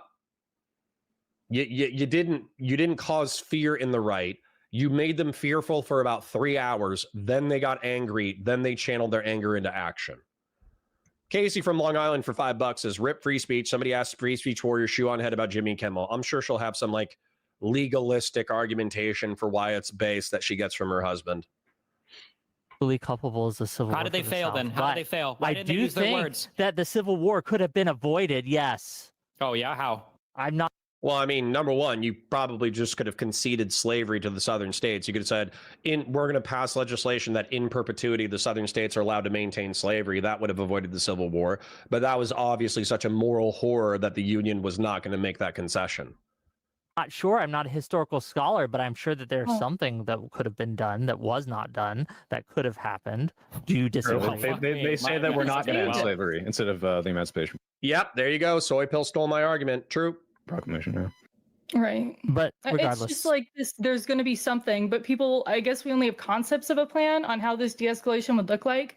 But if they're not going to de-escalate, they're just going to say, oh, the left did it forever until, I mean, like people are like, oh, when's the shooting going to start? They're going to lose the election if they do it and we don't. But if we both do it, they'll win the election. That's true. Hold on, Wick. Let me agree with Wick. Tofu says saying they should be afraid is a bad way to say it, but I think he's looking at a potential future of political assassinations on both sides. Steven gets brain broken when crazy things happen. I mean, I'm with you there. Michael Hatch for $10 says, gold for the iron sharpening wholesomeness neighboring army. You should find a righty to partner with. Rob Noor, that lower class guy. No, North. My boy is North, okay? North is a never Trump Republican. I was on the verge of just being like, yeah, fuck it. I guess I'm a right-wing Democrat right now, or a right-wing liberal. And North was like, nah, you're not. We have the same values. Let's fight for the right. And he gave me a very long, passionate speech about how we need to create a community for sane Republicans. And he won me over. So sorry. I know that Pisco was hoping that I would just come over and be like, you know what? I agree with everything Pisco says. You know what? We should side with socialists and communists. You know what? The left wing was right about everything. I know that's what Pisco wanted, but it's not going to happen. So, sorry to disappoint. Do you disagree? Yeah, they say that we're not going to end slavery instead of the Emancipation Proclamation. Yeah. Thank you. But regardless, it's just like this, there's going to be something, but people, I guess we only have concepts of a plan on how this de-escalation would look like. But if they're not going to de-escalate, they're just going to say, oh, the left did it forever until, I mean, like people are like, oh, when's the shooting going to start? They're going to lose the election if they do it and we don't. But if we both do it, they'll win the election. That's the difference. Yeah, well, that's the difference. That's what's going to happen. I'm predicting the future. I feel like I'm Cassandra and Nick. Yes, I'm ready. I want to be MAGA. It's so much easier. We can get the hats and everything. You won't win. No, I will win because I'll just become MAGA and then I'll get along with my parents better. And apparently my son too. So it'll be great. Election. It'll be amazing. I'm the odd one out. Okay, let's go. Neo-Nazis. I can vote for Fuente.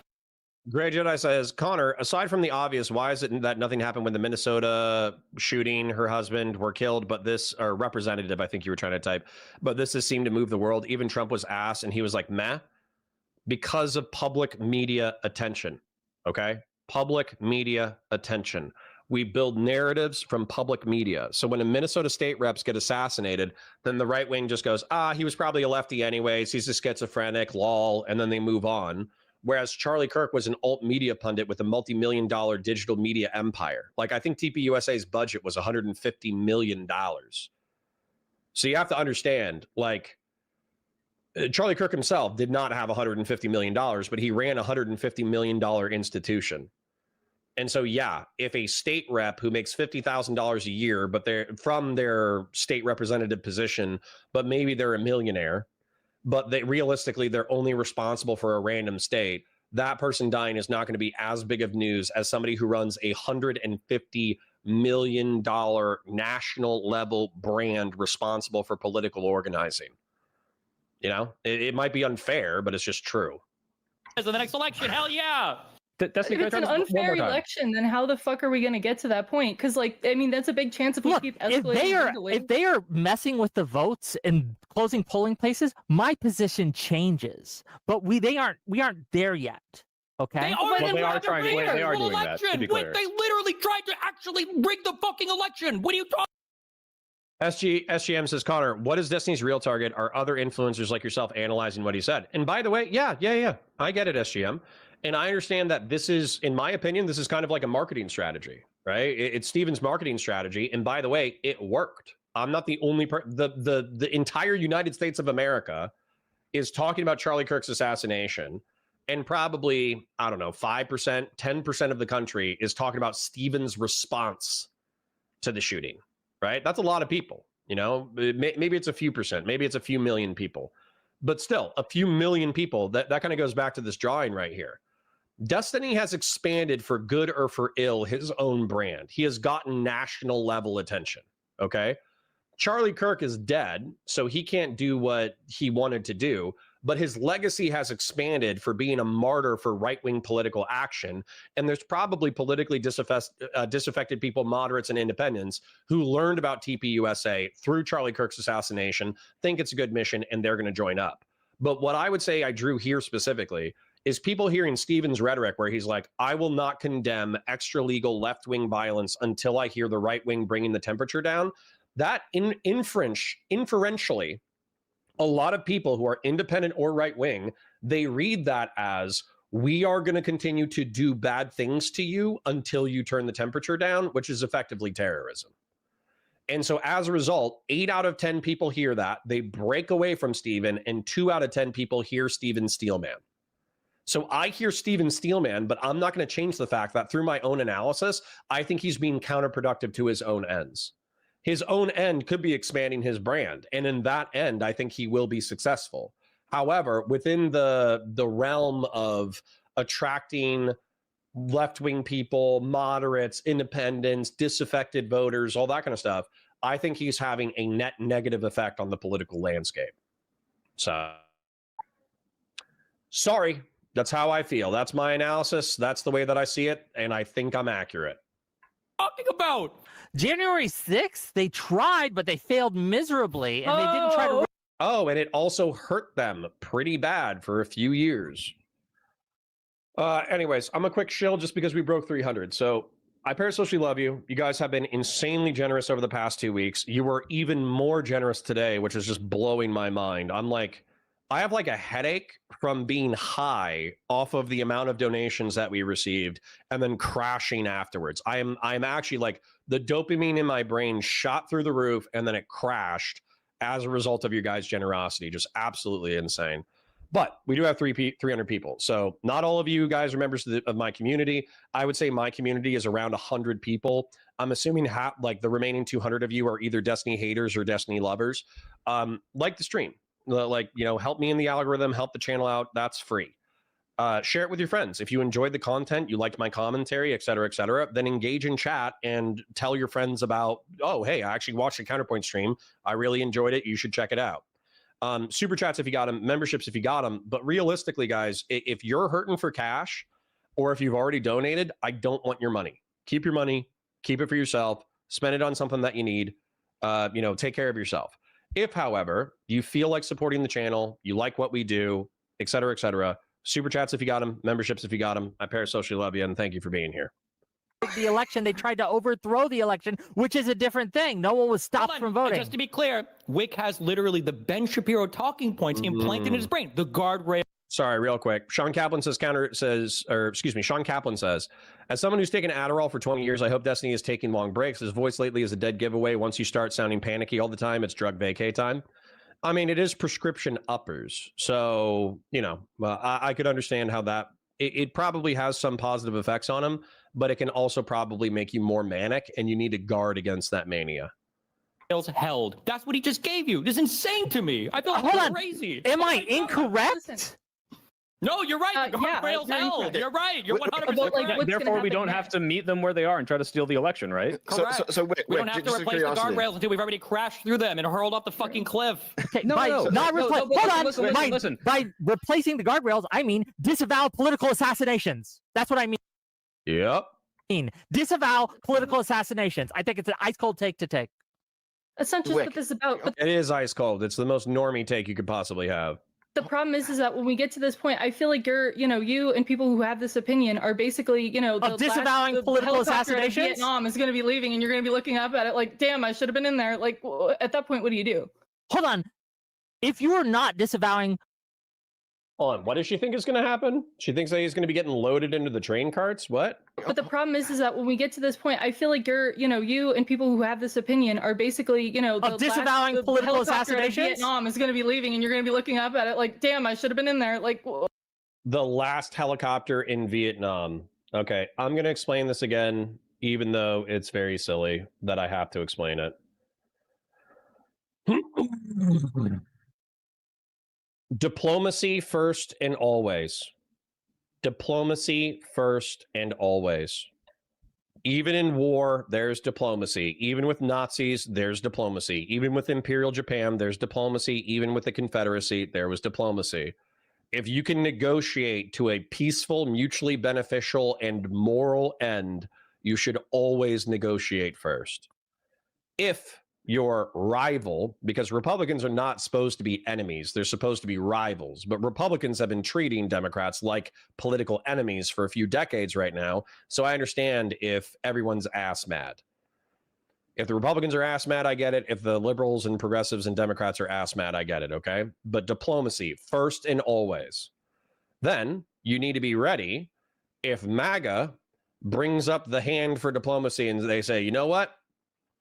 Trump did get a little crazy. He raised the temperature. You know what? I disavow January 6th. I actually do want to maintain the republic, et cetera, et cetera. Then you shake their hand and you work on a mutually shared, like, beneficial outcome, right? If, however, they say, lol, we're fascists now, we're going to take over the country, and they start bringing up the gun, then you bring up the gun as well. It's actually so simple. It's such an easy moral calculus. I'm borderline shocked that I have to explain this. And what pisses me off about Destiny's take is he acts like, because this is what I'm advocating for, this is what Soy Pill is advocating for, this is what Wick is advocating for, this is what everybody advocates for. But what Steven is arguing like is that this is unilateral surrender. Even being civil, even being open to diplomacy is unilateral surrender, where your capacity for violence, you just delete your capacity for violence.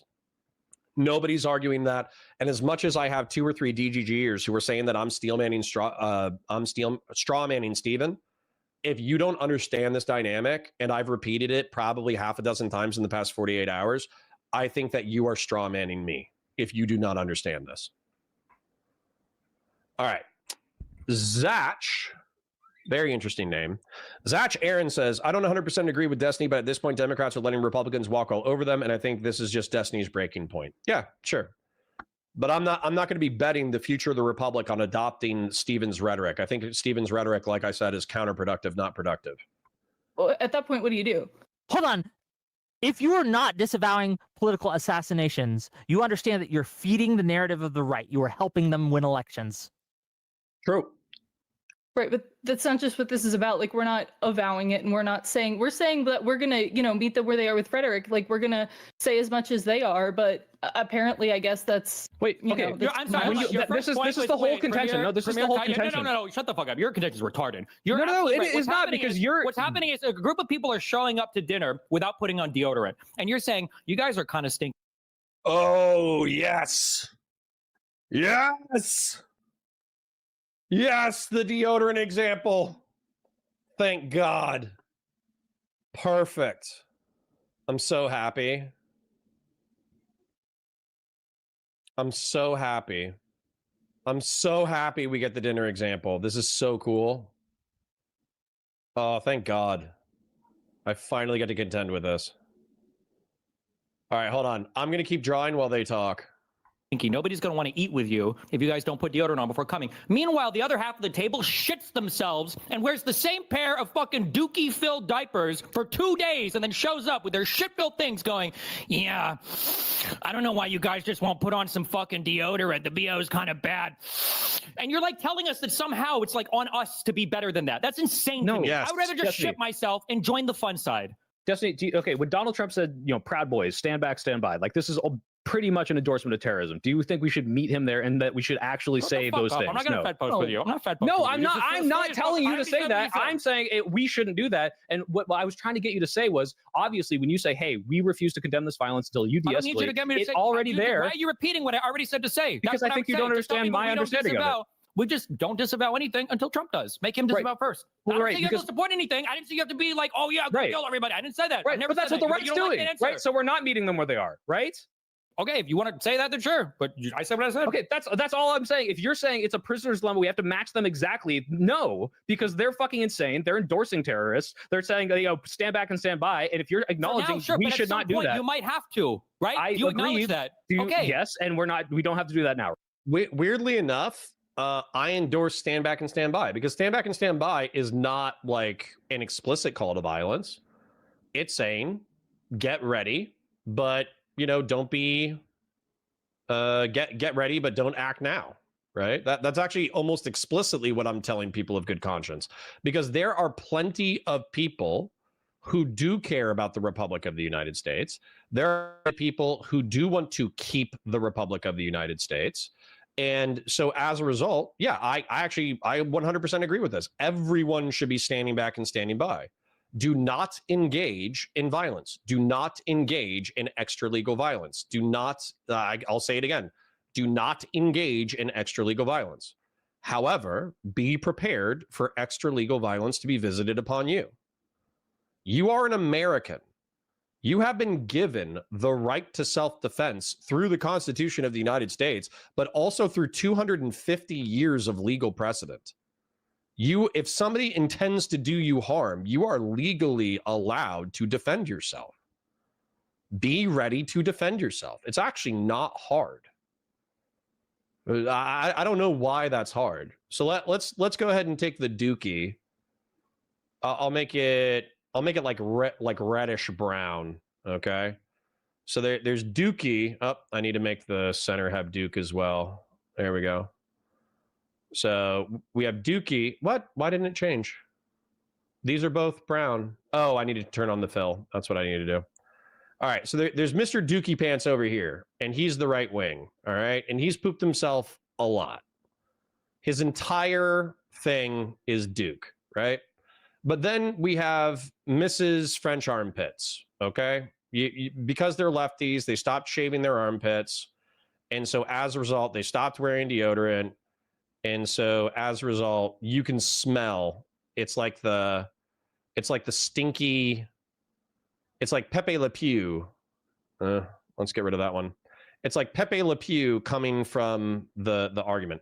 But the problem with Steven's argument with we're not putting on deodorant and so the poop guy smells more is that you guys are not the only ones sitting at the table, okay?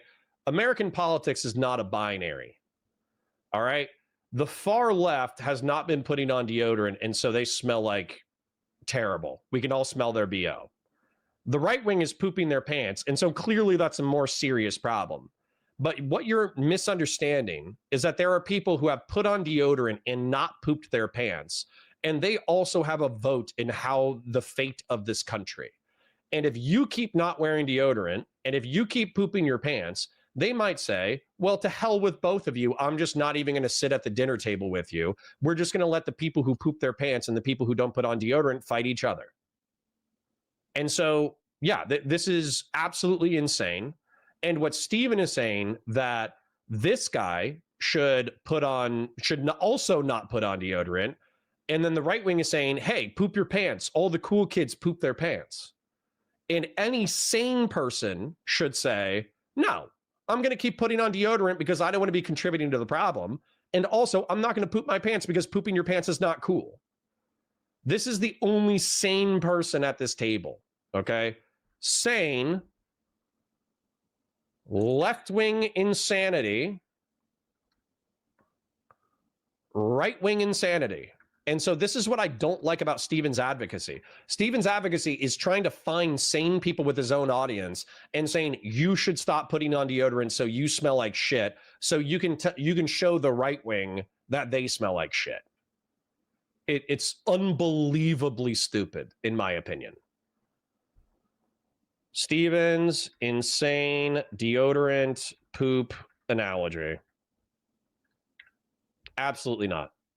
I will not be participating in this. I do not want anybody in my community participating in this. If you're a DGGer who enjoys both me and Steven, I don't want you sweeping for putting on or not putting on deodorant. And if you're a right winger in my community, I don't want you sweeping for pooping your pants. Absolutely insane. And I will not be a part of it. All right. Sure, but what is the point for you? Because you're not going to know it until it's way too fucking late. If you wait on this type of attitude, well, we can win in the next election or whatever. If you're completely black-pilled electorally, I understand. That's probably my line too. I don't think we're there yet. That's all I'm saying. Okay. True, we're not there yet. Okay. Katya, anything else before we cycle through? Yeah, I just wanted to say the German says there will be no midterms. Fuck off, Hans Mayer. No offense. Like, you've been in the community for a while. I parasocially love you for hanging out. I appreciate some of your contributions, but saying there will be no midterms is absolutely asinine. Do you think the federal government is going to be able to prohibit midterms? You think the American Democrats and Republicans and the sane center of 110 million people, you think they're going to put up with no elections? That would cause civil war. That would actually justify a lot of really bad shit. So, no. I disagree with you wholeheartedly. Soy Pill, like, what's your opinion on, for example, I mean, like earlier today on the Fox and Friends interview, where Donald Trump said when they were asking him to disavow like the violence or say that we shouldn't be asking for war, be like, oh, they were going to, get revenge in the ballot box, but the election's rigged, but the voting by mail and Jimmy Carter and blah, blah, all that stuff. Like, what do you say at that point? Because they're not willing to de-escalate. They're saying that voting isn't going to work. What now? Yeah, just to be clear on my position, I am a progressive. I think Donald Trump is an existential threat to this country. I think he's like accumulating. Fucking Guiman shows up. I disagree. Redo the whole thing. You British son of a bitch.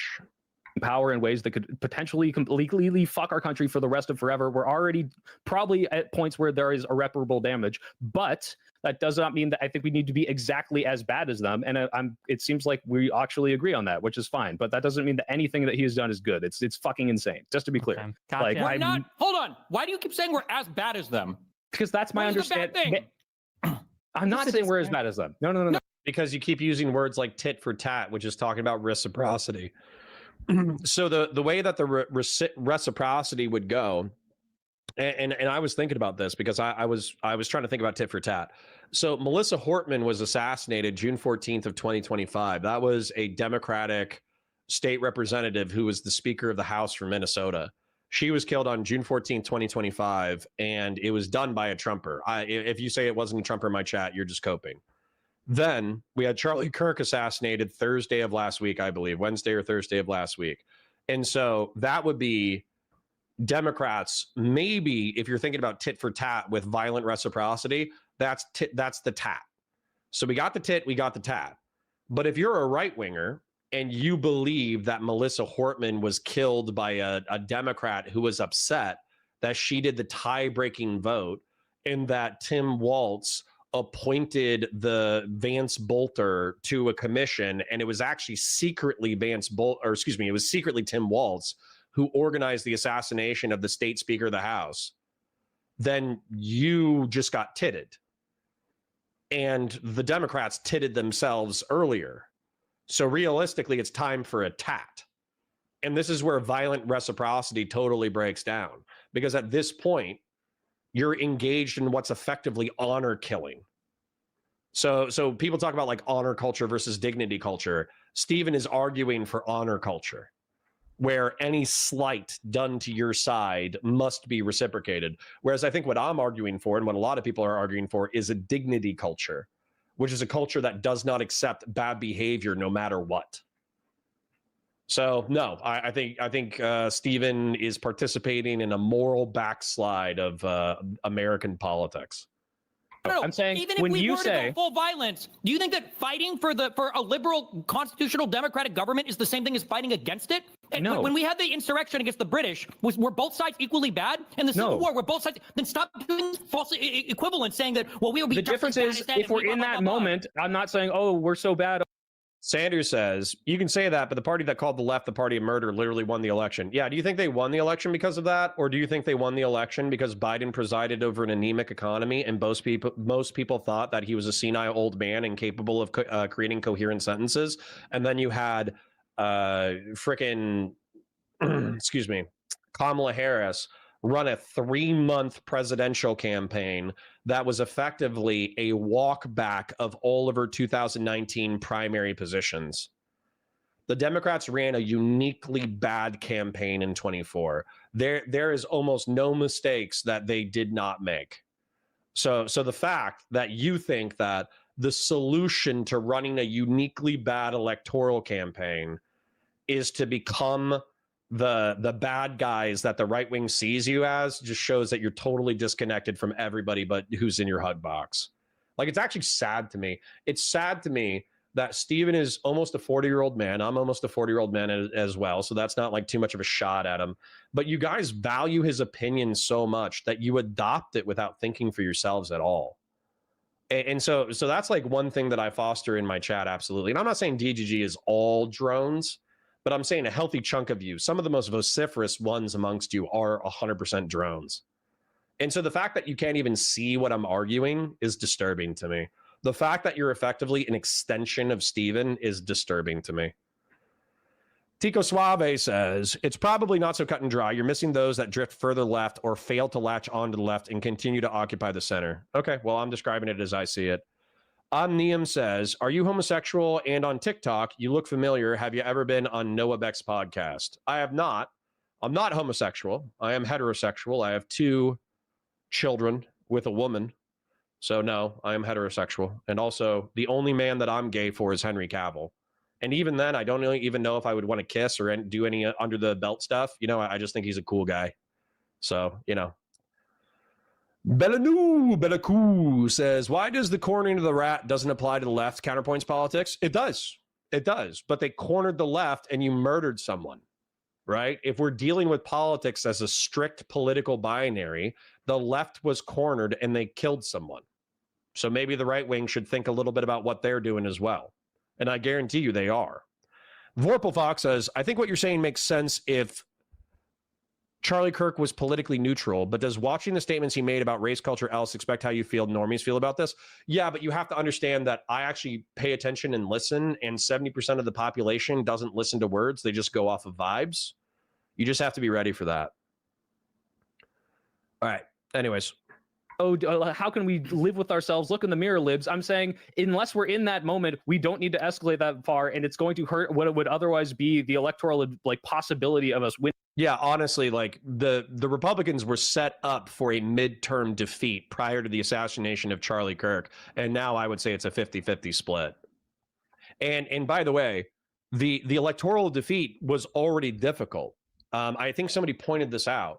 They pointed out that there were only so many seats for the Republicans up for grabs. And so the Democrats would have to play a perfect game in order to win. But in my opinion, the Democrats, relatively speaking, until today, until this past week, they had a relatively perfect game. Trump was fucking up the relationships with our neighbors and allies. He was fucking up the economy. He was killing and torturing people. He was abandoning Ukraine. He was letting Israel commit a genocide. Well, I don't think a genocide, but that's okay. Like the rhetoric, right? The rhetoric is that Israel's committing a genocide. And so you had like 10 or 20 factors that could demoralize the right wing and that could energize the left wing. And you're squandering it. And in my opinion, not only are you squandering it, but Steven is doubling down on a bad hand. So yeah, sorry. Like all the people who are like braying for tit for tat reciprocity, you're going to lose the election. You're going to lose the election, and I'm not going to laugh. I'm going to find it sad. I'm going to find it sad that you had the opportunity to bring us back from the brink and you squandered it, because that seems what the left is like obsessed with, is clutching defeat from the jaws of victory. You guys seem uniquely talented at that. Right now, but that doesn't mean we have to de-escalate rhetoric. That doesn't mean we don't have to fight back. It just means we don't have to be as bad. So when I interpreted what you said was we have to be as bad at them as rhetoric. We have to meet them on the rhetoric. It seems like you don't necessarily have what my misconstrued idea of what you were saying was, which is, yeah, no, we don't have to say we endorse terrorism, but we do have to, escalate it. We have to be a little bit like in between what the fucking maximum bullshit that Trump and Matt Walsh and all these insane people are doing. Okay, cool. As long as you're saying we don't have to meet them exactly there, then I think that's not nearly so insane as I thought you were being. Okay. I mean, especially not with actions, but Dice for $10 says, just watched Obama disavow both Kirk and Hortman killings. I miss the days when a president could just say the phrase "as Americans" and we could all blindly unite behind whatever the hell he said. Based. But yeah, I feel like it's different to distinguish those, I guess. Thank you for calling in. All right, nice talking to you guys. Quick, just an administrative thing. I know there's a long line anyway backstage. We probably won't. There's no way we're gonna get to everyone anyway. But there are people who We'll do three more. We'll do three more, then we'll call it. Okay. So I'll let you. There are people in the server. I had a question for you, Wick, actually, about what you just said. Aren't able to access the backstage. I don't then know. That's because they haven't done the rules right, and they got to learn how to do the rules. Okay. They can accept the rules by clicking on my face emoji. Then they'll be able to see all the channels. Ask your question, and I'll. Okay, just real quick. Yeah. So, let's say Trump tries to pull the Jan 6 Eastman shit again in 2028. In your opinion, what is his chances of actually pulling it off this time? It's higher because he has more people in places of decision making. Old Scotty says, "What if I'm a smug bitch, but only towards MAGA?" That is perfectly acceptable. Malevolon Vet, $2. D is scared and angry after Trump statements. Aren't we all? Yeah, Raw says, "This is my community. There are many like it, but this one is mine." Indeed. Omnium says, "You would like Irrelevant. He's a non-leftist Twitch and TikTok debater who's a black liberal." I know Irrelevant. We've worked together in the past. All right, let's go. I need to lift weights too, so I'm going to hook up I'm supposed to do legs today, so I'm going to hook up my leg working boot while we run this content. Power than he did before. I still don't think it's necessarily that high, though. I can't give you an exact percentage. I'm sorry, but it's less than 50. It's more like 10. Really? 10. Yes, because he's going to let JD Vance be the spiritual successor. Wick is correct again. Here's a question. Wait, Dev. Him trying that again with all of his cabinet that he like as or complete sycophants or whatever. He has more power than Hitler did when he tried to do the Enabling Act. No. I'm not sure. Maybe. With Donald Trump controlling every part of the government and having already the populace, or not every part of the government, every part of the executive power, for him to be able to fabricate whatever document he wants, that's more power, I believe, than when Hitler passed through Parliament the Enabling Act. But sure, but Trump is old as hell, and JD Vance is the clear prince, so he's going to turn over power to his successor. He's probably going to self-pardon and turn over power to his successor. Which is what? Hold on, I can skip all this. The ability to roll the whole if he does that and it's successful, then we strap up. Okay. If he does that and it's successful, then we strap up. So no, you strap up now and pray that doesn't happen. So you want him to be successful in his revolution before you actually. If he's trying it in 2028, then we can strap up. How's that? Well, what does trying it look like? Like if he starts talking about how I don't care. I'm actually we're already there. No, but Wick, we didn't know about the false electors till afterwards. Okay, that we only knew about the instructions. So I'm actually totally against you on this thing. This is like if we see. Yeah, strap now, but be ready for it to break either way. Him doing it, we're 3 months too late. Like that's like the stop him. Well, to be fair, what are we gonna do if we don't see him doing it? right? Just real quick, Soy Pill, we knew about the false electors beforehand. If you were in right-wing circles, they were talking all about it during November. I remember seeing it myself. Oh, okay. That's just my ignorance then, sorry. Okay. Caller, what do you got? Yeah, I just had a quick clarification I just wanted to get from Destiny, even though I feel like it's been re-clarified like 100 times. When it comes to like your stance on the rhetoric and the current escalation and de-escalation and where we kind of stand as a country, can you just, you have said many times, you're just saying that if we're to ask the left to de-escalate and disavow all these things, it has to just be 100% reactionary, because we've kind of... Minnesota Blue says, asking in good faith, I swear, even as a Euro poor living in Bongerland, what would you have Stephen do differently exactly? From my perspective, it seems to be working. Well, listen, if you want to say, I'll disavow violence when you do it first, I think that's fine. However, and by the way, that's actually what I would want him to do. And I think that's the steel man of his position. He's saying, you change your turd pants first and I'll go slap on deodorant. That's an infinitely stronger argument than everybody needs to stop wearing deodorant until this guy changes his shit pants. Okay? So I'm okay with that. But within that is a diplomatic overture that I don't think is being communicated through his rhetoric.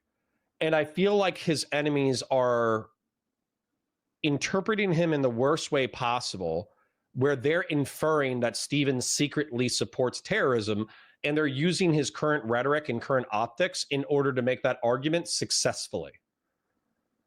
So because they're not hearing, you have to understand, when Soy Pill asked his dad if the left wing came out and said, we don't disavow political violence until Donald Trump does, then they're not hearing, oh, we're trying to lower the temperature. What we're hearing is, do what you say or else we're going to commit more violence. That's what they hear. They hear a terroristic threat. And so I'm telling you, the way that 80% of people are translating that is pushing them to the right. So Stephen, I'm going to try to answer your question a little bit better. If Stephen came out and said, and he might argue that this is the steelman of his position, if he says, I abhor political violence, I want to condemn the Charlie Kirk assassination, but Trump and the right wing need to condemn and own all the violence on their side before I make any public concessions to you guys. That is a different statement than, yeah, Republicans need to be scared of doing public events. That way they pressure their leadership in order to turn the temperature down. I can steelman that because I know Stephen. Lots of other people are going to view that as an endorsement of extrajudicial and extralegal violence.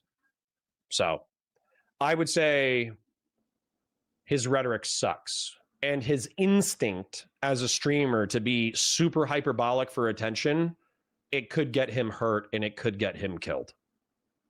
I've already laid out many a time that the left doesn't like endorse violence outwardly, at least not no one of like grand importance, other than maybe somebody like Hassan, who unfortunately is like this #2 voice on Twitch politics. But everything that we do should be in reaction to Trump as the leader of the nation. So if he was to be the one that leads the call for de-escalation, you're saying that would lower the temperature from, you said 100 down to sub 50, but if we were to continue to do it, nothing would come from that, right? It goes to 98 maybe, or actually probably not actually, it probably goes to like 110. It gets worse because if one side is willing to lay down and the other doesn't, then the other side just dominates you. But, and just for clarification, to anti-Fed posts, we are not saying that we should escalate until they de-escalate. No, but whenever somebody asks you, what do you think about the violence, whatever, then so if somebody else gets killed, right, then the response is, oh, we would like to lower the temperature of the country. We'll call for it to be lowered as soon as Donald Trump does. All right, that's okay, but Donald Trump's not going to. So pressuring Republicans besides Donald Trump would probably be better. But that's okay. Whatever. We disagree on this.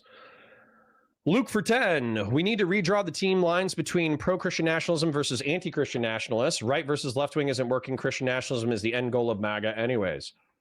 Boy, do I have a drawing for you. This is my political project that I'm failing at, but I'm trying. I have two political projects. So number one, I would say I'm trying to renormalize real republicanism. So Burkean conservatism, environmental conservatism, neoconservatism, social conservatism, and fiscal conservatism in their steelmans. our default to the status quo, but needle good progressive liberal criticisms, maintaining our natural heritage and giving it to the next generation, American militarism and soft power to defend and spread the ideas of the free world, promoting the virtue of individuals, family, sexual morality to make a good society, and don't collapse the republic through debt and reckless spending. This is what republicanism, in my opinion, these are the ideals of republicanism, and I'm trying to bring them back. However, I understand that we are a quiet minority on the right wing, and we probably cannot do it by ourselves. And so, somewhere in here, there it is. This is my political project.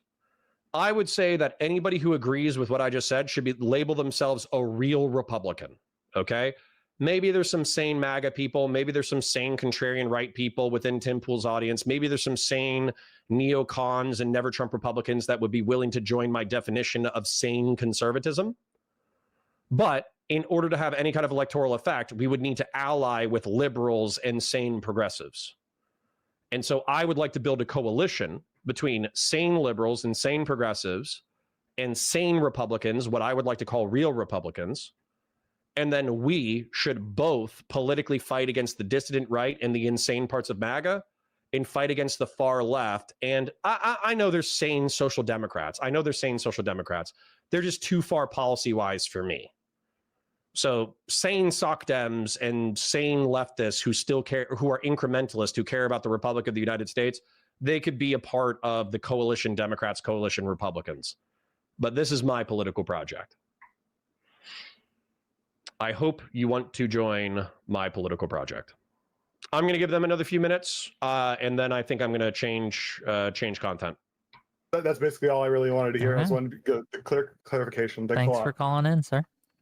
But if I can add on to that, just while we're getting a new caller, if Trump comes out and completely he says exactly what we all want him to say, is that really changing any of the minds of, like, I bring up the stat again, the 70% of college students who think it's okay to shout down speakers on campus, the 30% who say it's okay to use violence on campus. Is this changing the math on the ground at all? Yeah, because his base will listen to whatever the fuck he says. And I can't believe you're comparing people saying it's okay to shout down people on a college campus to the people that are like, let's take up arms and fucking kill people on the left. What the fuck are you talking about? 37% believe that you should be able to enact violence to prevent people from speaking. And they actually do. Is the point. They actually go and yeah, that's a fucking problem. So if Steven's about the meme and Soy Pill's about the meme, then yeah, they're part of the problem. I totally 180. I'm voting for Trump next time. 37% of college kids said that they can throw shit or enact violence. We're saying that.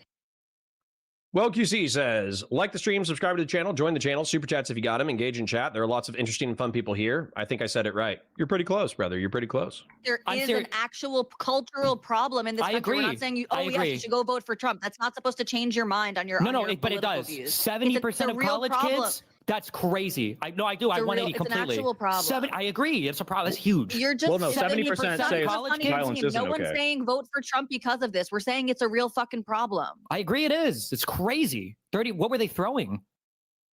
Were they getting like the football team out there to hurl stuff, or was it like the baseball team? Or that's wild. Can you tell me about some of these horrible? What did they have to tear their stands down? They weren't allowed to give their speeches, or?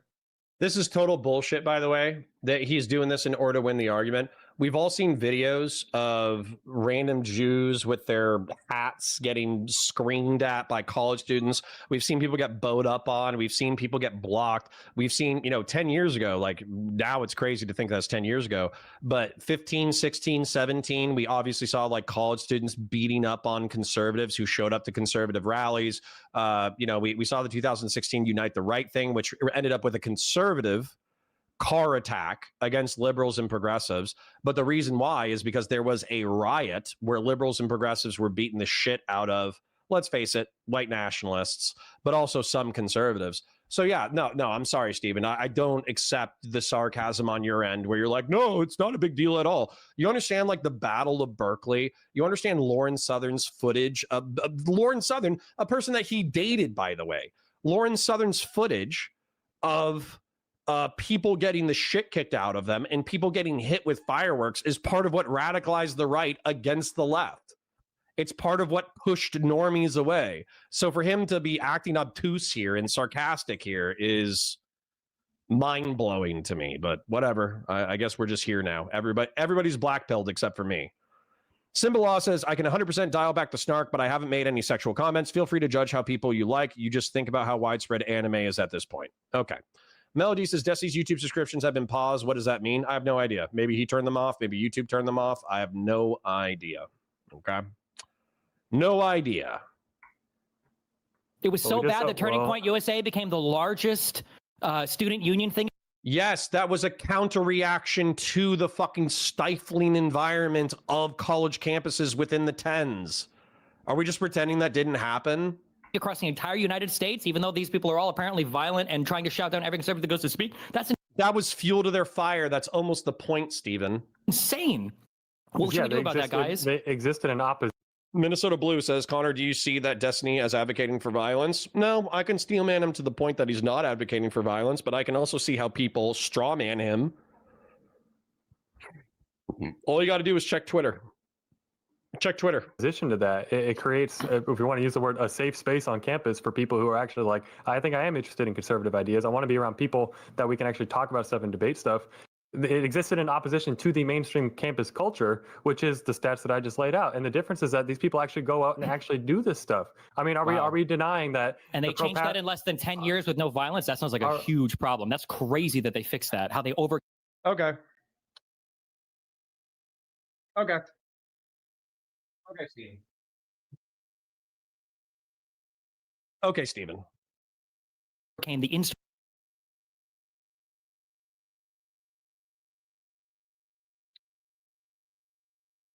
I can't believe I have to do this.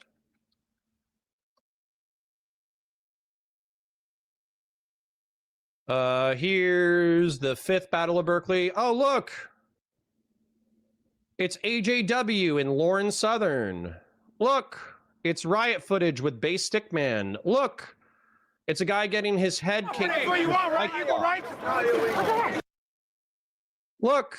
It's more riot footage. Look, it's the chick who got punched in the face by a Nazi.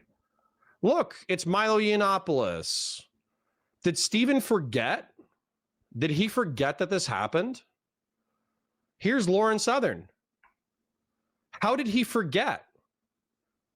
Some of his friends and biggest rivals were part of this. Then what's another one that happened? The who is it that lame the Steen brothers? It wasn't Epstein, it was something else. Maybe it's Epstein, I don't know. Green, what was it? Green leftist Hunt professor. But was it Bowling Green University? Bowling Green University Hunt Professor Day of Whiteness or something. Yeah, okay, so hold on. It might have been Bowling Green University, but there was some university. I forget what it was. It's from the intellectual dark web guys, okay? I want to take you there. All I have to do is show, okay, here's a guy throwing a brick, there's a guy punching another guy in the face. There's some more people beating the crap out of each other. So first this is the hippie chick that got punched in the face by a Nazi. I'm not seeing the footage, but she definitely got her head cracked open. Here's Milo Yiannopoulos participating in the Battle of Berkeley with a bunch of hippies and a bunch of conservatives backing him so he doesn't get the shit kicked out of him. Here's a heavy metal rendition with spray paint, kill the rich, a bunch of like conservatives showing up in baseball hats in order to beat the shit out of people, improvise weapons. Here's the kid who got his skull cracked open with a bike lock. You know, so this is Base Stickman. He's the guy who fucking like almost knocked somebody out with a broom. So anyways, I feel like I've made my point, but Steven just like randomly forgetting that somebody he dated / people that he's debated dated and debated. The fact that he forgot all of this just beggars belief, in my opinion.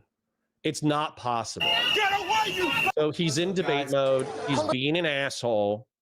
He's pretending this didn't happen. And I would border, if I was in this room, I would borderline call him out to his face. Like, did you just forget all this shit?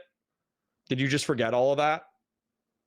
Surmountable odds of 70% of college kids wanting to shout down people they didn't like on college campus. That's crazy. So is 30% just a fine number? Like, do you think it should be higher or lower? Wasn't there, how many people got murdered on college campuses from people at protests? It must have been a huge number. What was it? Well, we just had one 2 days ago, pretty high profile. Anymore? Getting murdered? Hold on. Wait. Was that guy a college kid? Will I bet $20 that there will be elections? Yeah, I'll bet you $20. I would bet you $100, but you know, I understand that it's like a rich bet. But yeah, Hans Mayer, I'll bet you $20 that there's going to be midterm elections, 100%. No, it was on a college campus, though. This guy was from like the fucking ethno state, fucking Utah. Okay, I'm just getting pissed off at this point. I need to change the topic. I need to change the topic, or I'm just going to get more grumpy. Which I shouldn't be grumpy because you guys have been so kind today. So let me go ahead and bring it up full screen. Let's go ahead and change pace. So in summary, for the situation, Jesus Christ, did you donate again, Christian Valeris? What did you get a 6-figure or 7-figure donation or raise? Excuse me. I think we got the gist of it. Can you move on to live and learn? The topic is giving me strong psychic damage at this point. I'm with you, brother. You donated that at 12:22. That was 10 minutes ago. I'm with you. I'm done. So anyways, let's summarize that real quick. I think Steven's wrong. I think I've shown you the way that I think that Steven is wrong. I've drawn it out. I've drawn it out for you. I've tried to explain it as well as I can. There's some DGG people who say that it's so effective that he should do it anyways. I don't agree with you. I think you're being counterproductive. I think you're hurting your chances at the midterms. So in my opinion, the left wing is once again snatching victory, snatching defeat from the jaws of victory. I think the Charlie Kirk assassination has rallied the right wing. I think the Charlie Kirk assassination's response to it, where lefties are cheering on the death, has rallied the right wing. I think that, I think you fucked up. And if Steven wants to be a dark knight, if he wants to be a bad guy in order to hold up a mirror to the right wing, he can do that. I would not advocate that vast swaths of the left do that, because I already think it's toxic and counterproductive. So that's my summary of it. I parasocially love you guys. Thank you for the support. I'm gonna catch you later. Bye for now.